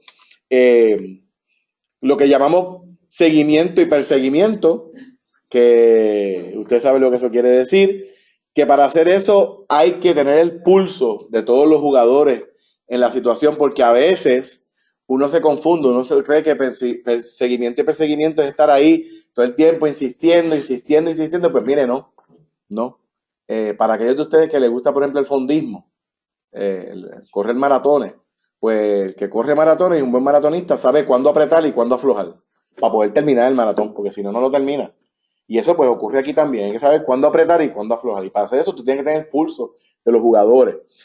También hay que saber cuándo exponer públicamente y cuándo dialogar privadamente, eso es bien importante. Aquí, en términos de los grupos, yo trabajé muchos años en una vida pasada con sindicatos, y entonces yo peleaba mucho con mi gente porque venían y se reunían con el secretario o secretaria de la agencia, que es la figura principal de la agencia, ¿no? Y le daban una audiencia y podían, y dialogaban ahí y hablaban de los problemas y qué sé yo. No hacían más que salir de la reunión y por mala suerte le ponían un micrófono en la cara a alguno de ellos y empezaban a despotricar en contra del secretario secretario con quien se acababan de reunir. Pregúntenme si había una posibilidad de una segunda reunión. Pues claro que no, porque, o sea, tú no puedes, y esto ocurre mucho, tú no puedes esperar que sea un funcionario, ya sea electo o designado como un secretario de agencia, que te da el espacio, que tú estás buscando la manera de llegar a unos acuerdos. Si te pones a zumbar de peñonazos a ciegas, no esperes que te tiren pétalos de rosa de vuelta. Eso no va a ocurrir. Y no es que no vaya a haber algún tipo de crítica que uno pueda hacer, pero hay que esperar el momento, hay que saber cuándo exponer públicamente y saber cuándo dialogar privadamente. Y cuando yo digo dialogar privadamente, no quiere decir que no vas a ser transparente, que vas a hacerlo a oscuras o a espaldas de tu propia gente, sino garantizando la confidencialidad del funcionario de manera que puedan por lo menos dialogar y llegar a unos preacuerdos antes de entonces llegar a un acuerdo final, o decidir de que se rompieron las relaciones y entonces entrar en la exposición y la crítica, ¿no? Ese cabildeo también requiere que se utilice un material informativo. En ERP hacemos una cosa que le llamamos los issue briefs, que es que tomamos un tema de política pública, hacemos un análisis breve, que en una paginita puedan entender ellos lo que uno está planteando. Claro, pues para las comparecencias, los análisis en comisión de los proyectos, pues sometemos memoriales y ponencias y hacemos estudios. El año pasado, por ejemplo, hicimos un estudio que a lo mejor tal vez la profesora puede compartir con ustedes después, que es un estudio sobre el tema de los cuidadores familiares, donde se hizo un sample de más de 800 llamadas telefónicas y se hicieron unos hallazgos interesantísimos sobre los cuidadores familiares o informales en Puerto Rico, y descubrimos que ellos son los que realmente cargan con el cuidado de los adultos mayores aquí. No es el gobierno, ni los hogares de cuidado, ni las entidades privadas, son los cuidadores informales, familiares. Llevamos a cabo seminarios informativos donde invitamos funcionarios electos y otros. Y pues claro, pues siempre hay un constante monitoreo del proceso a través de las fuentes internas, que son los contactos internamente, y las fuentes externas, que ya son las fuentes públicas, ¿no? En Internet, servicios legislativos. Ustedes se sorprenderían de lo mucho que uno puede influenciar el paso de una medida con meramente tener una relación de mucha cordialidad con el secretario o secretaria de uno de los representantes o senadores. Entonces, si tú tienes ese teléfono celular de esa persona, el número del celular, y tú puedes textearle de vez en cuando. Y de vez en cuando le envías un chiste o un meme también para que se rían, porque eso es parte de desarrollar relaciones. Pero le envía, dice, mira, yo necesito saber dónde va a estar tu jefe a tal hora. Ese pedacito de inteligencia que te da esa persona en términos de dejarte saber si, mira, él llega a tal hora y va a estar en tal sitio a tal hora. Eso es valiosísimo. Y a veces a espalda del jefe, porque el jefe se está tratando de esconder de uno. Pero como hay esa confianza, esa cordialidad, y obviamente todo, ¿verdad? Dentro del marco de la seriedad y la prudencia, ¿no? Porque, o sea, que eso, pues, aquí da paso a otras cosas cuando se maneja irresponsablemente. Pues eso es una información valiosa y es útil en el proceso de cabildeo. Y a lo mejor hubiese puesto esta lámina antes de todo lo que acabo de decir, pero quería enfocar un poquito cuando hablamos de cabildeo, qué queremos decir, porque como les dije anteriormente, ciertas personas le ven una connotación negativa. Cabildear tiene lo que es conceptualmente y lo que es operativamente lo que se hace, tiene dos raíces, ¿ok? Dos bases. Una es la palabra lobby. Lobby surge de la experiencia de los Estados Unidos cuando creo que fue en el 1861, no estoy seguro 100% de la fecha, no me citen, la Casa Blanca se quemó. Una sección de la Casa Blanca se quemó y el entonces presidente hizo sus oficinas en el lobby de un hotel. Y aquellos intereses, ¿verdad? Del tiempo aquel de los varones del metal y los intereses especiales de la industria, se metían al lobby del hotel para buscar audiencia con el presidente y sus asesores. Y así es que empieza a utilizarse porque esos individuos que estaban allí le empezaron a llamar lobbyists, que es una expresión en inglés para estas personas que empezaron a janguear, para utilizar un término muy nuestro, en el lobby del hotel, jangueaban en el lobby del hotel para poder ejercer una influencia, y esos lobbyists representaban unos colectivos con intereses comunes que realizan acciones dirigidas a influir ante la administración pública para promover decisiones favorables a ese sector. Esa digamos que es la definición tal vez más general de lo que es cabildeo, porque si se fijan, dice colectivo con intereses comunes. Y si esto fuese interactivo, me encantaría poder preguntarles, denme ejemplo de colectivos con intereses comunes. Pues mire, un colectivo con intereses comunes, la banca, porque todos los bancos entre sí tienen intereses comunes y tienen una asociación de bancos. Colectivo con intereses comunes, MIDA, la industria de alimentos, la Cámara de Industria de Alimentos, los supermercados tienen intereses comunes entre ellos.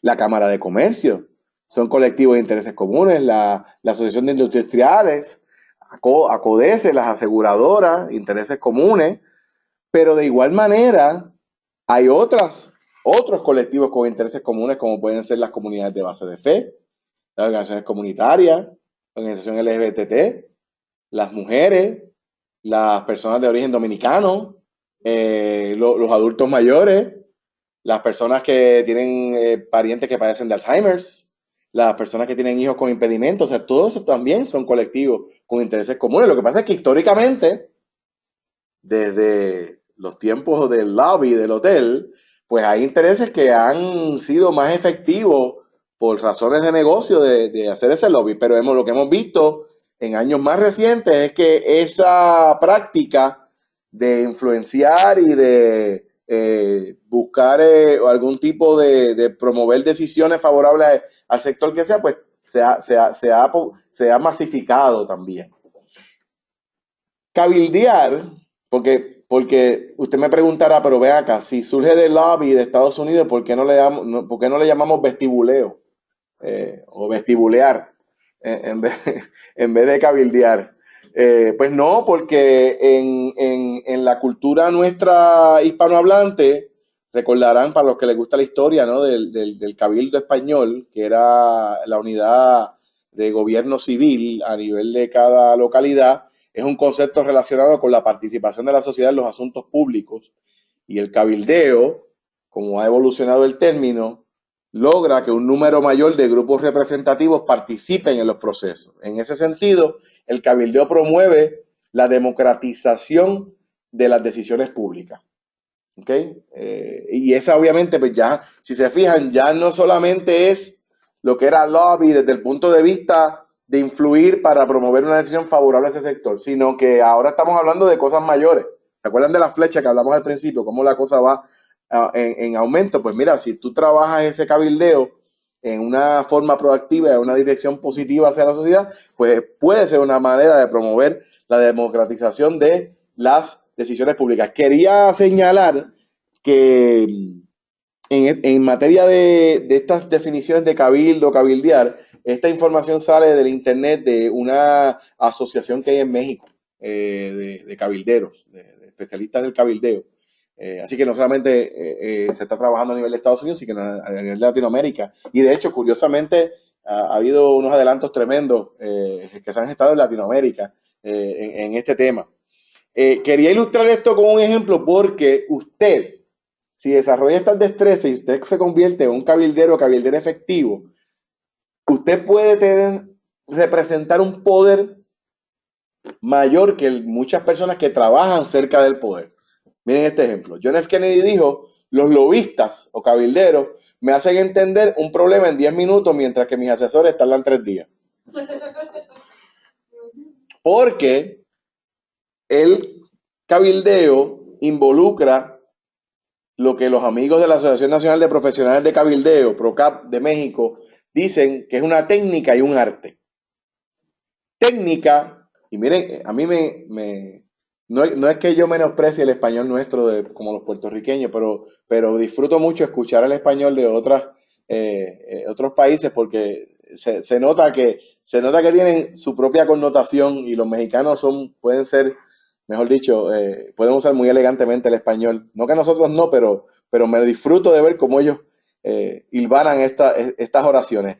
Técnica porque construye los mecanismos y formas para el poder de decisión.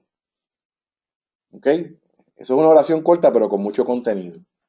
Técnica porque en el cabildeo tú llevas a cabo unas estrategias, tú llevas a cabo unas destrezas, haces despliegue de unas destrezas donde tú, por un lado, construyes, ¿verdad?, unos mecanismos y formas, queriendo decir mecanismos y formas, procesos, situaciones, relaciones, sucesos. ¿Para qué?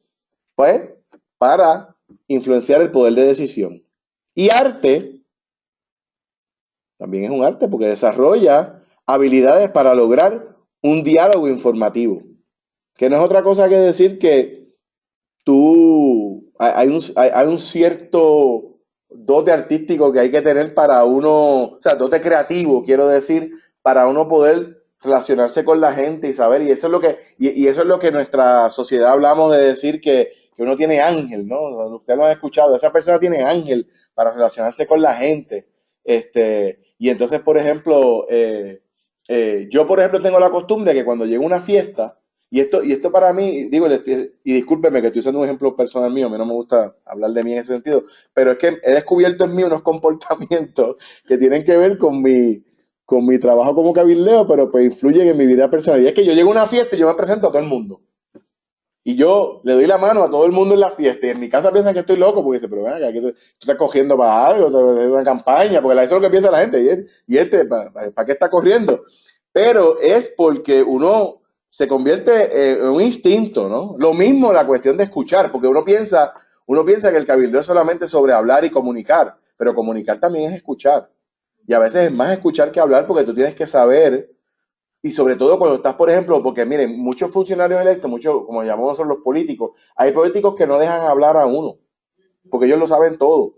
Y entonces, pues, hablan y hablan y hablan, entonces tú tienes que saber cuándo escuchar y cuándo intervenir para tú poder llevar tu mensaje, porque si tú tratas de hablar por encima de él o de ella, o de quitarle la batuta de la conversación, ay bendito, no va para ningún lado.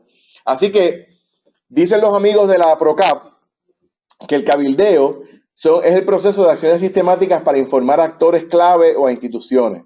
Se pueden tratar decisiones políticas, sociales y económicas, no solamente es, ¿verdad?, político. Se da, y esto para mí es bien importante y me encanta la manera en que ellos lo articulan, se da en el marco de una estrategia de corto, mediano y largo plazo. Eso es bien importante porque nosotros a veces, y eso nos ocurre a nosotros también, nos lanzamos a una iniciativa, pero si no tenemos una estrategia de lo que vamos a hacer a corto, mediano y largo plazo, pueden pasar muchas cosas desastrosas, porque podemos, por ejemplo, agotarnos y quemarnos, como decimos nosotros, y la gente se desinteresa. Salud. Si tú determinas, por ejemplo, a corto plazo cuáles son tus objetivos y los logras, pues tú los celebras y tú motivas a tu gente. Y tú dices, mira, a corto plazo logramos esto. En el 2015 logramos esto. En el cuatrienio logramos esto otro, que son los objetivos intermedios. Y en los últimos 10 años hemos logrado esta otra cosa, que son los objetivos a largo plazo. Y dentro de esa estrategia, tú tienes que estar preparado también para identificar 3 cosas bien importantes que no las menciono aquí, y me disculpan, se me olvidó, pero yo creo que quiero hacer hincapié, porque cuando tú defines estrategia, tú tienes que establecer, por ejemplo, ¿qué es lo que yo quiero lograr?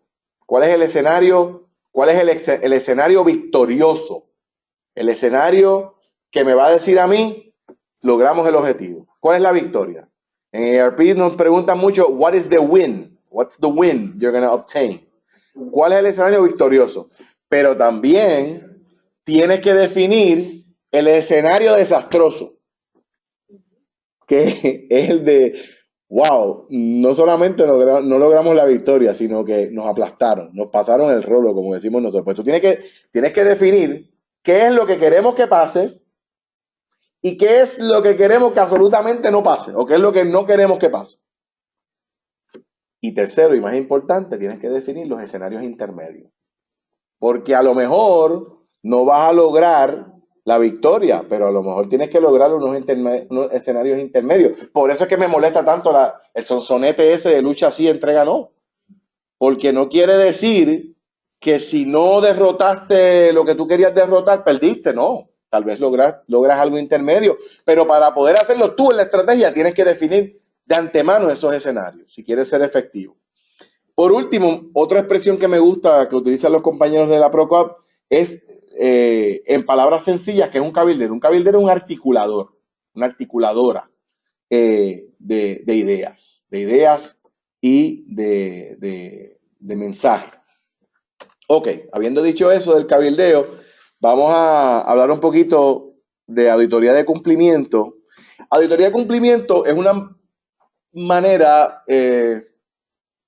compleja de decir lo que los americanos le llaman accountability. Accountability.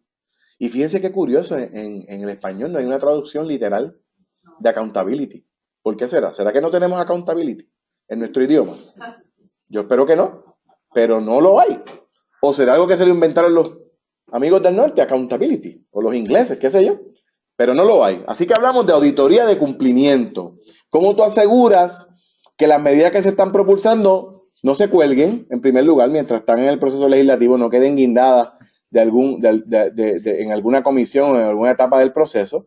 Así que tienes que estar pendiente de los términos y calendarios, prevenir la oposición de otros grupos y de los mismos funcionarios electos y saber que no es ley hasta que el gobernador no la firma, porque a veces la gente se pone a celebrar de antemano. Mira, a nosotros nos pasó, para darle un ejemplo real que los voy a ilustrar, lo voy a mencionar ahorita, pero fue un ejemplo extraordinario. Nosotros estábamos luchando en el 2012 para que en Puerto Rico se aprobara una ley que ya existía en otras jurisdicciones, que es una ley que establece la mediación compulsoria en el caso de ejecuciones hipotecarias. Es decir, que si tú eres un deudor hipotecario y tu casa está en riesgo de ser ejecutada, aparte de los procesos de loss mitigation que tú tienes que supuestamente pasar para que el banco te ayude, obligadamente el banco tuviese que someterse a un proceso de mediación contigo como deudor, con la presencia de un tercero neutral, de un mediador o mediadora asignado por el tribunal o contratado por las partes privadamente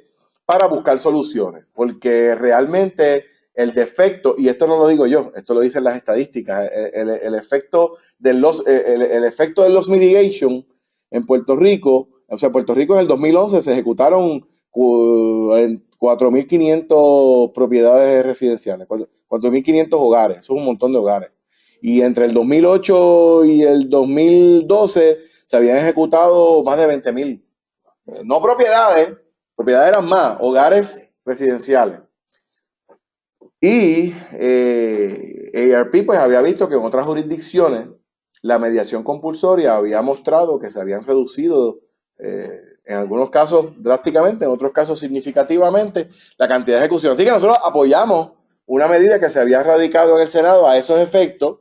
No era tan perfecta como la mediación en otras jurisdicciones, pero era un buen comienzo. Y para hacerle un cuento largo corto, nosotros logramos que esa medida se aprobara en uno de los cuerpos y llegara ante la consideración del segundo cuerpo, faltando menos de 24 horas para que terminara la sesión. En el cuerpo de origen, esa medida, no, mentira. En el cuerpo de origen la medida se aprobó, tal como estaba radicada. En el segundo cuerpo, nosotros logramos que se aprobara. A último minuto nos le introducen una enmienda antipática desde el floor, una enmienda para que estamos hablando de noviembre del 2012, noviembre, cuando casi las postrimerías de la sesión, de que la ley entrara en vigor en el 2013, al año siguiente, a mediados del 2013. Y nosotros decimos, anda, para la changa, qué trastadas nos han hecho aquí. Nosotros queriendo propulsar esta ley, la han enmendado para posponer la fecha de vigencia cuando en realidad queremos que entre en vigor inmediatamente. Pasa el cuerpo de origen, porque recuerden que en el trámite legislativo, si el segundo cuerpo hace cambios a la medida, tiene que volver al cuerpo de origen para que concurra, porque lo que te mandé no es lo que me aprobaste, me lo cambiaste. Tienes que mandármela de vuelta para yo concurrir. Quedaban menos de 20, de hecho quedaban horas para que acabara la sesión y nosotros tuvimos que tomar una decisión bien difícil porque dijimos, bueno, o nos tragamos la enmienda y que se posponga la fecha de vigencia, o le decimos al cuerpo de origen que no concurra, o sea, cabildeamos para que no concurra y tenga que ir a un comité de conferencia.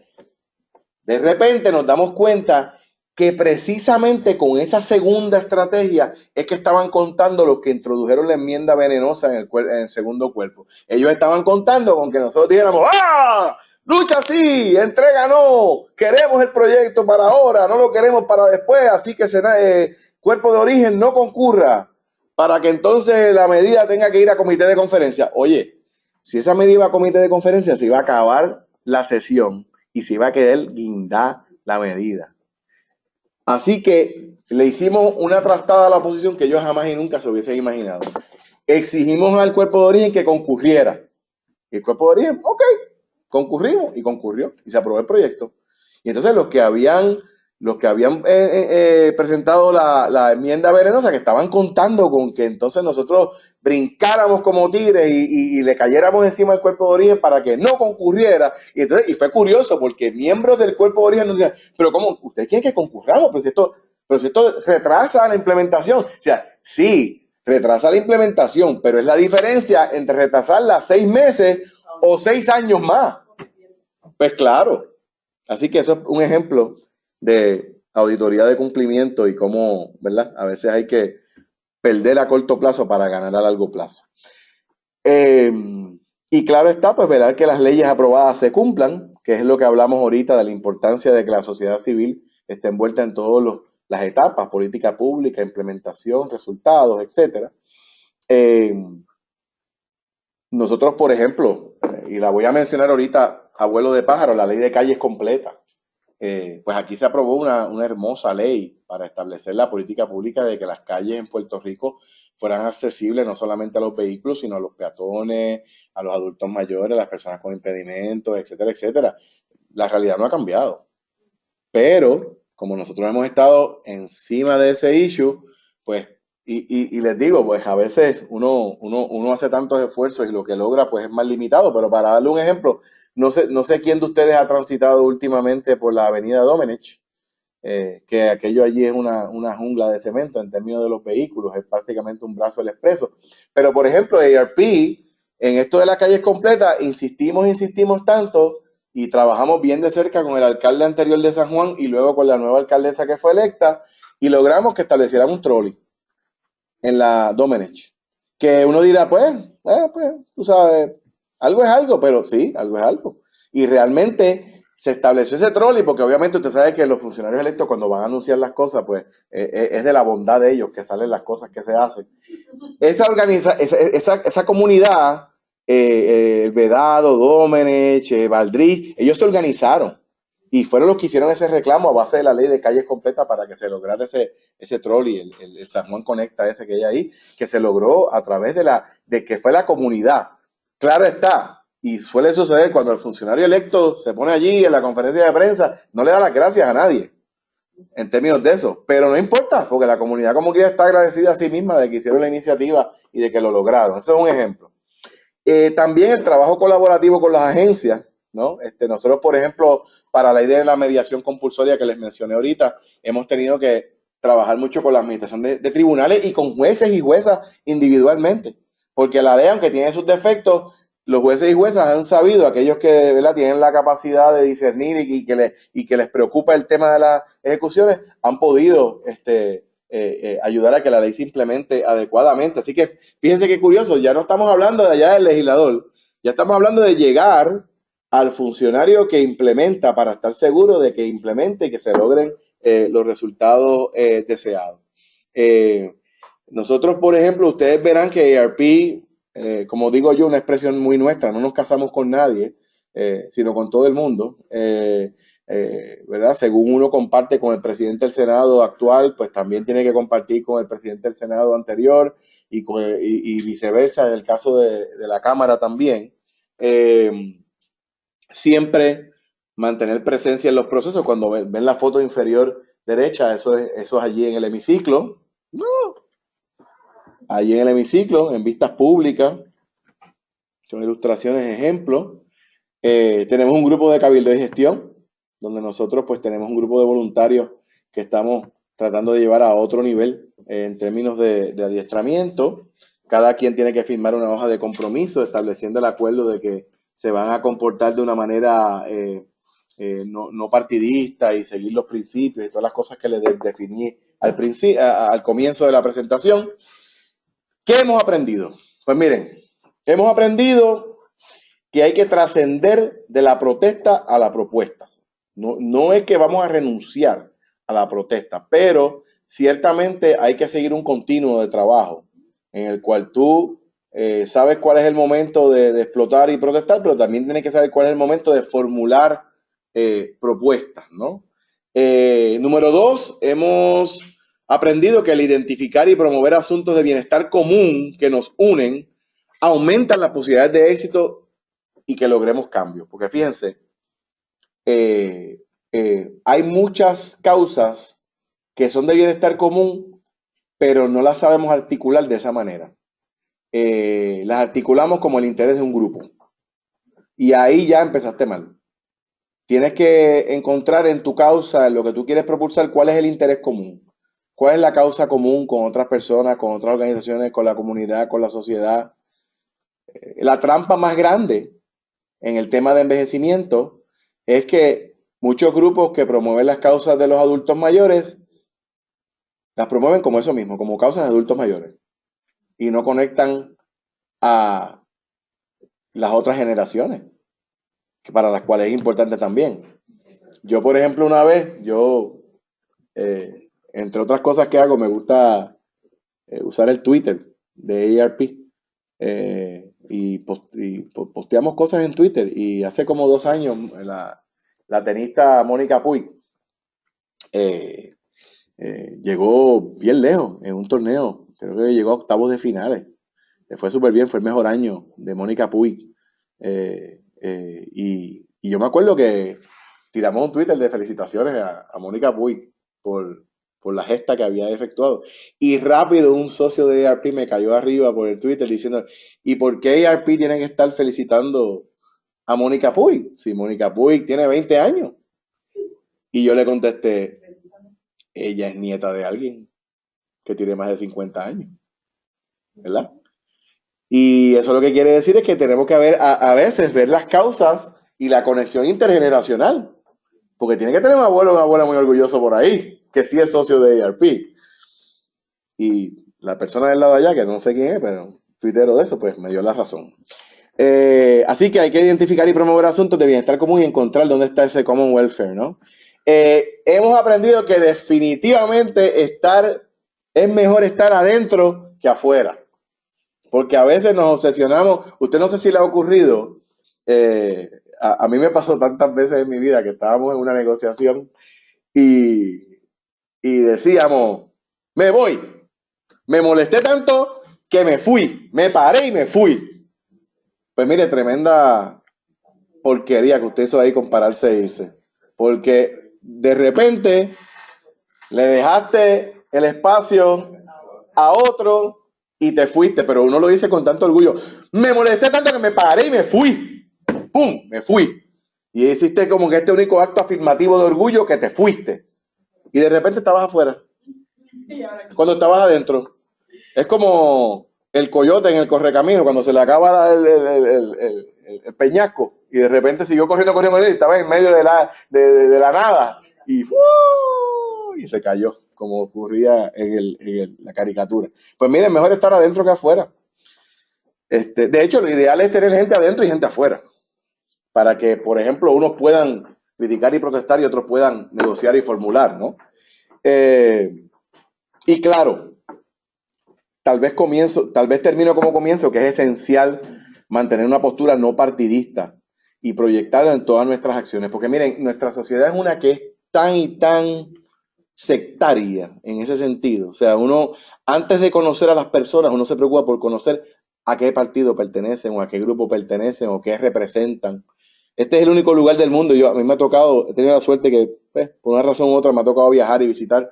Y es el único lugar del mundo que yo he estado que alguien, en vez de decirte, oye, no estoy de acuerdo con lo que estás diciendo, no, te dicen, estás totalmente equivocado. ¿Te han fijado? En las discusiones, en vez de decirte, mira, no estoy de acuerdo contigo, difiero de ti, no, estás totalmente equivocado. Entonces, ¿qué pasa? Esa actitud no partidista es la que abre las puertas, esa actitud no sectaria es la que abre las puertas a la negociación, al compartir, a la búsqueda de un terreno común. Y vuelvo a lo que les digo, que se lo he reiterado 2 o 3 veces. No nos quejemos de nuestros políticos funcionarios electos porque son una proyección de nosotros. Váyase a la reunión de su asociación de condóminos o a la reunión de su asociación de residentes para que usted vea. Aquello parece un pequeño hemiciclo allí, la gente postureando y defendiendo sus intereses, y los adultos mayores de la urbanización tienen una visión, y los jóvenes profesionales de la urbanización tienen una visión, y el que tiene perro en el condominio tiene una visión, y el que no tiene perro tiene otra, y el que lava el carro en el parque, no, el que tiene gato ni se diga, pero para que ustedes sepan que y de hecho, por eso es que la radio tiene tanta acogida, porque a la gente le encanta escuchar esos tiroteos. O sea, yo una vez estaba escuchando, yo venía de allá, yo no la escucho mucho, yo me he dedicado a escuchar Alegro 92, la que es de música clásica, porque me siento más feliz escuchando música clásica que esos revoluces que dan por las estaciones principales.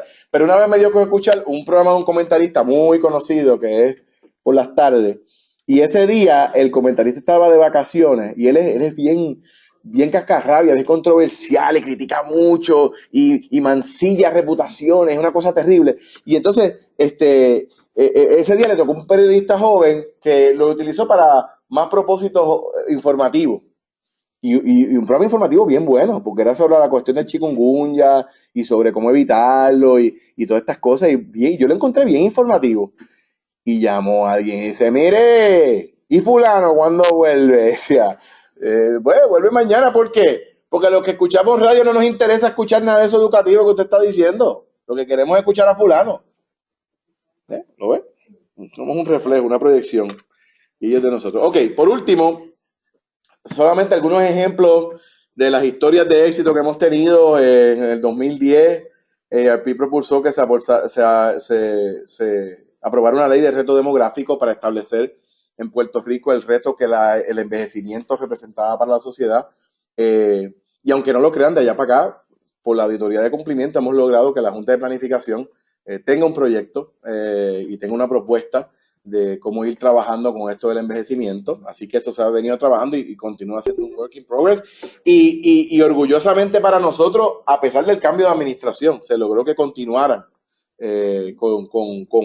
o sea, que se continuara con la implementación de la ley a pesar de que, así que para que ustedes vean que esto de que el país cambia cada 4 años no tiene que ser así, pero las NGO, sobre todo, tenemos que asegurar, o sea, las organizaciones no gubernamentales, tenemos que asegurar esa continuidad porque ellos no lo van a hacer, porque ellos vienen a reinventar la rueda, ¿eh? Así que en ese sentido, pues tenemos que tomar control de esos espacios un poco, o lograr una convivencia con ellos, con los políticos en esos espacios. La ley, les hablé de la ley de política pública de calles completa. También en el 2012 pues se estableció unos exámenes de discernimiento de salud compulsorios para que los planes médicos obviamente promovieran los exámenes de discernimiento entre la población, sobre todo adulta mayor. Tuvimos mucho éxito por alguna razón, bueno, no por alguna razón, fue que la verdad es que estratégicamente nos enfocamos mucho en el área de finanzas, de protección de los activos y las finanzas, por razones obvias, por la cuestión de la crisis financiera, porque es lo que más la gente le estaba doliendo en ese momento.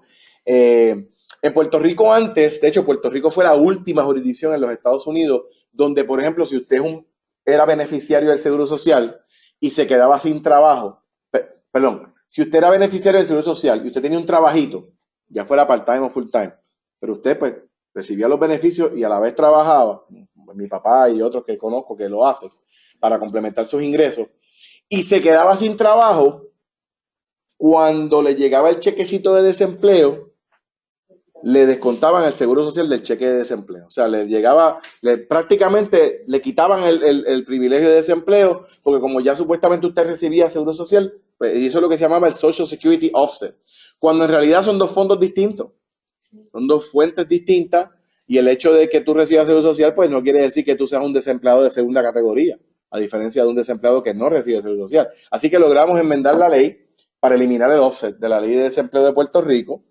También logramos una ley de protección al consumidor de hipotecas inversas, de los reverse mortgages, porque en Puerto Rico eso de los reverse mortgages todavía se ve algo, pero antes era rampante. Hace dos o tres años atrás, ustedes no sé si se acuerdan, pero por la radio anunciaban mucho. Y no era como que oriéntese sobre un reverse mortgage. No. Págale el quinceañero que querías pagarle a tu nieta haciendo un reverse mortgage. Coge las vacaciones, coge el crucero que siempre quisiste coger con un reverse mortgage. Entonces el que sabe y el que conoce ese producto financiero sabe que un reverse mortgage ciertamente es para que el valor de tu hogar lo puedas transferir en una cantidad líquida, ¿no? En dinero, pero es cuando tú necesitas, por ejemplo, para cuidado, por ejemplo, para servicios en el hogar, por ejemplo, el caso de dos adultos mayores que viven solos, que los hijos ni se sabe dónde están y lo único que tienen es su casa, pues mira, en esos casos tiene sentido, pero no para adelantarle la herencia a alguien, ni para celebrarle una fiesta a nadie, ni para comprarle un cajo al nieto. Porque entonces cuando ese dinero se agota, ¿qué pasa? Tienes una deuda con el banco. O sea, la casa que era tuya ya no es tuya. Y eso es lo que pasa. Entonces, pues logramos mitigar un poco eso. También la ley 188 que declara indigno a un hijo que abandona su obligación alimentaria con los padres. O sea, tiene derecho a que sea lo que se llama en el derecho testamentario una causal de indignidad. O sea, que se convierte en indigno para heredar un hijo que no le proveyó alimentos a sus papás en vida. Ayudamos al Colegio de Abogados que propulsó la ley del poder duradero. Ese es bien importante, porque usted sabe que en Puerto Rico lo que es un poder, un power of attorney, en Puerto Rico, bajo la ley como estaba antes, si usted advenía incapaz, o sea, si usted había emitido un poder, por ejemplo, yo tengo 85 años y entonces emití un poder a nombre de mi hijo para hacerme unas gestiones y unas cosas. Pues si yo quedaba incapacitado mentalmente, ese poder se liquidaba, se anulaba, que es la palabra correcta, se anulaba. Pues el poder duradero lo que establece es que yo puedo establecer en el escrito que ese poder va a ser duradero, que aunque yo me incapacite, ese poder persiste. Y eso le permite a la gente, y obviamente no es ilimitado, ¿verdad? Tiene conforme a la ley sus restricciones, pero me permite a mí dejar establecida mi voluntad si me incapacito y dejar mis asuntos a cargo de alguien, que es importantísimo según la gente envejece. Le mencioné la ley de mediación compulsoria. Hay otra ley que también logramos propulsar en el 2012, que es la ley uniforme de procedimientos de protección y jurisdicción en caso de tutela, que tiene que ver con la tutela de adultos mayores. Antes era complicadísimo si usted, por ejemplo, era declarado tutor legal de alguien en el estado de New Jersey, que esa tutela se le diera fuerza de ley en Puerto Rico. Esta ley ayuda a atender esa situación. En el pasado reciente, pues se recordarán de la famosa ley de retiro del 2013, que la ley que reformó, entre comillas, porque lo que hizo fue que pues le puso fin al sistema de retiro para crear un nuevo sistema de cuentas de ahorro para los empleados públicos. Pero logramos una enmienda porque la versión original era mucho más onerosa de la versión final que se aprobó. Y aunque como quiera, en mi opinión, el desastre ocurrió, porque realmente esto se empezará a ver de aquí a 20 años, cuando los empleados públicos se empiecen a retirar a la pobreza, porque se eliminó la pensión, ya no existe. Para los empleados públicos prospectivamente y sobre todo los nuevos, los que entraron después del 2000, no hay pensión.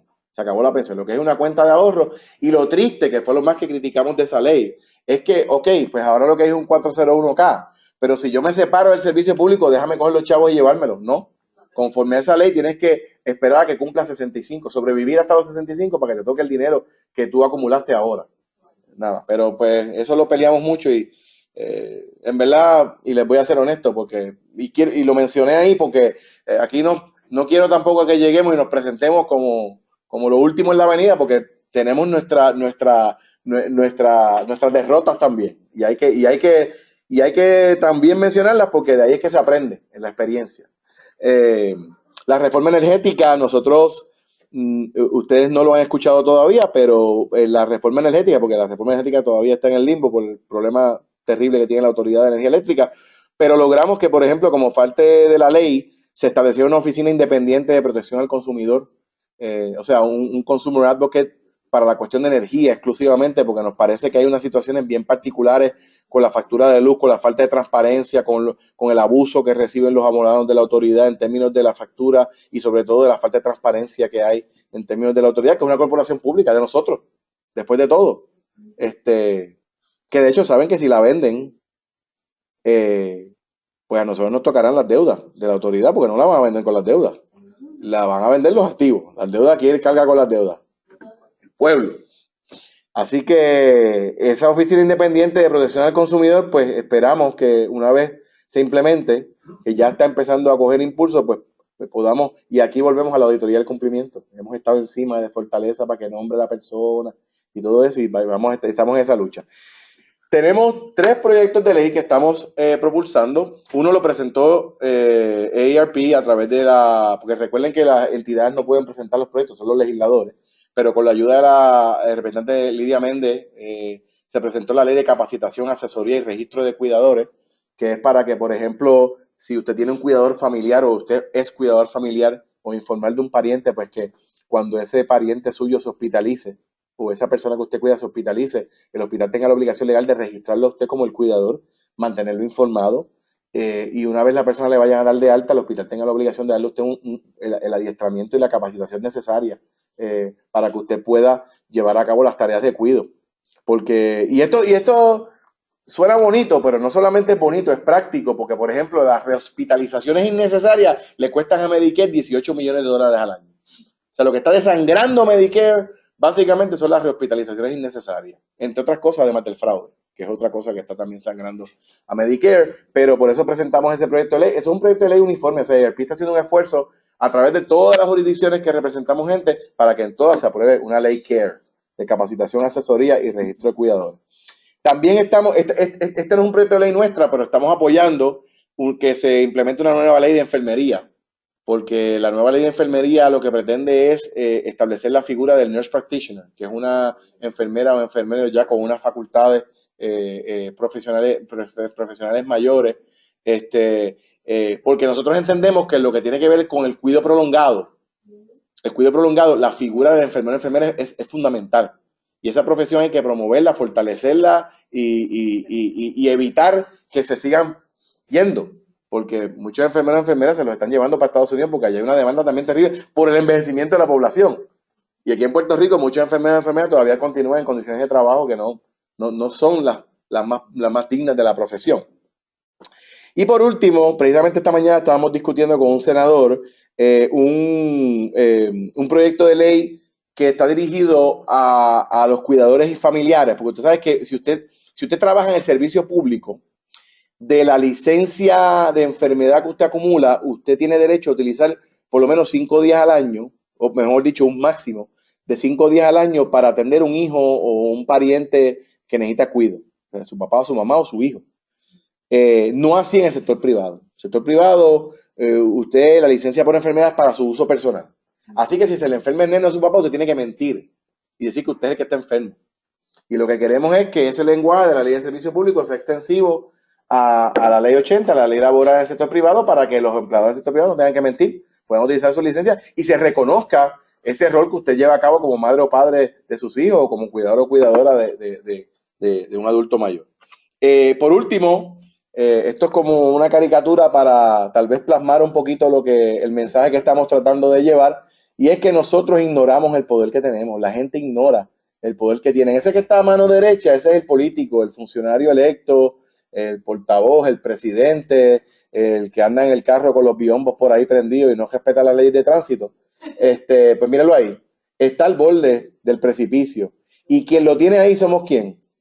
Nosotros somos los que estamos ahí. Y fíjense, hay una gente ahí con unos piquetes reclamando, y hay otros mirando y admirando embelesados, pero si más y más gente de repente empieza a desilusionarse o a desenmascarar las verdaderas motivaciones o intenciones de ese que está allí en el podio, se empiezan a bajar, como ese que está ahí a mano izquierda, y si se empiezan a bajar más y más y más, ¿qué le pasa a aquel? Se cae al hoyo, ¿verdad? Y ese es el poder que tenemos nosotros. Ese es el poder que tenemos nosotros como ciudadanos, como comunidad. Y los invito a ustedes que son estudiantes, que para mí los estudiantes, los futuros profesionales de este país tienen que ser líderes en sus comunidades, en sus grupos, en su escuela. Porque ser líder no quiere decir necesariamente pararse aquí a hablar o pararse en una caja a gritar. Eso no es ser líder, esa es nuestra percepción errónea. Ser líder es decir lo que uno piensa, sin miedo a tener la razón, pero a la misma vez sin querer imponer la razón. Ser líder es uno poder hablar de cosas de importancia sin discutir y sin pelear, poder hablar sosegadamente sobre las cosas. Ser líder es denunciar a veces las situaciones de injusticia que uno ve. ¿Cuántas veces aquí? O sea, yo he estado en situaciones donde uno ve literalmente gente en la calle sufriendo y la gente le pasa por el lado y no hacen nada. No hacen nada, que lo haga otro. Eso no es ser líder. Ser líder es ¿qué voy a hacer yo? Y obviamente, pues siempre cuidadosamente, porque no quiere decir que uno se va a parar por ahí a ayudar a cada persona. Pero aquí, por ejemplo, mire lo que pasó hace unos años atrás en el túnel Minilla. A un deambulante lo atropellaron una vez, 2 veces, 3 veces. Le pasaron como 40 carros por encima, al punto de que no se sabía si era un ser humano lo que habían arrollado. Y eso muestra la apatía que hay en nuestra sociedad. Pero si surgen de este salón 1, 2, 3, 4, 5, 6, 7, 8, 9, mira, si de los 9, 10 surgen 1, 2, 3, 4, 10 líderes, que cada quien en su entorno tome esta información y se dedique a lo mejor a fomentar que se haga una diferencia, yo creo que vamos a lograr que la democracia participativa triunfe y prevalezca. Desde lo más profundo de mi corazón, gracias por su atención. No hemos podido dialogar porque obviamente estamos dando una presentación, pero los veo atentos, los veo que responden y espero que podamos contestar preguntas y hablar un poquito en breve luego de finalizada la grabación. Gracias.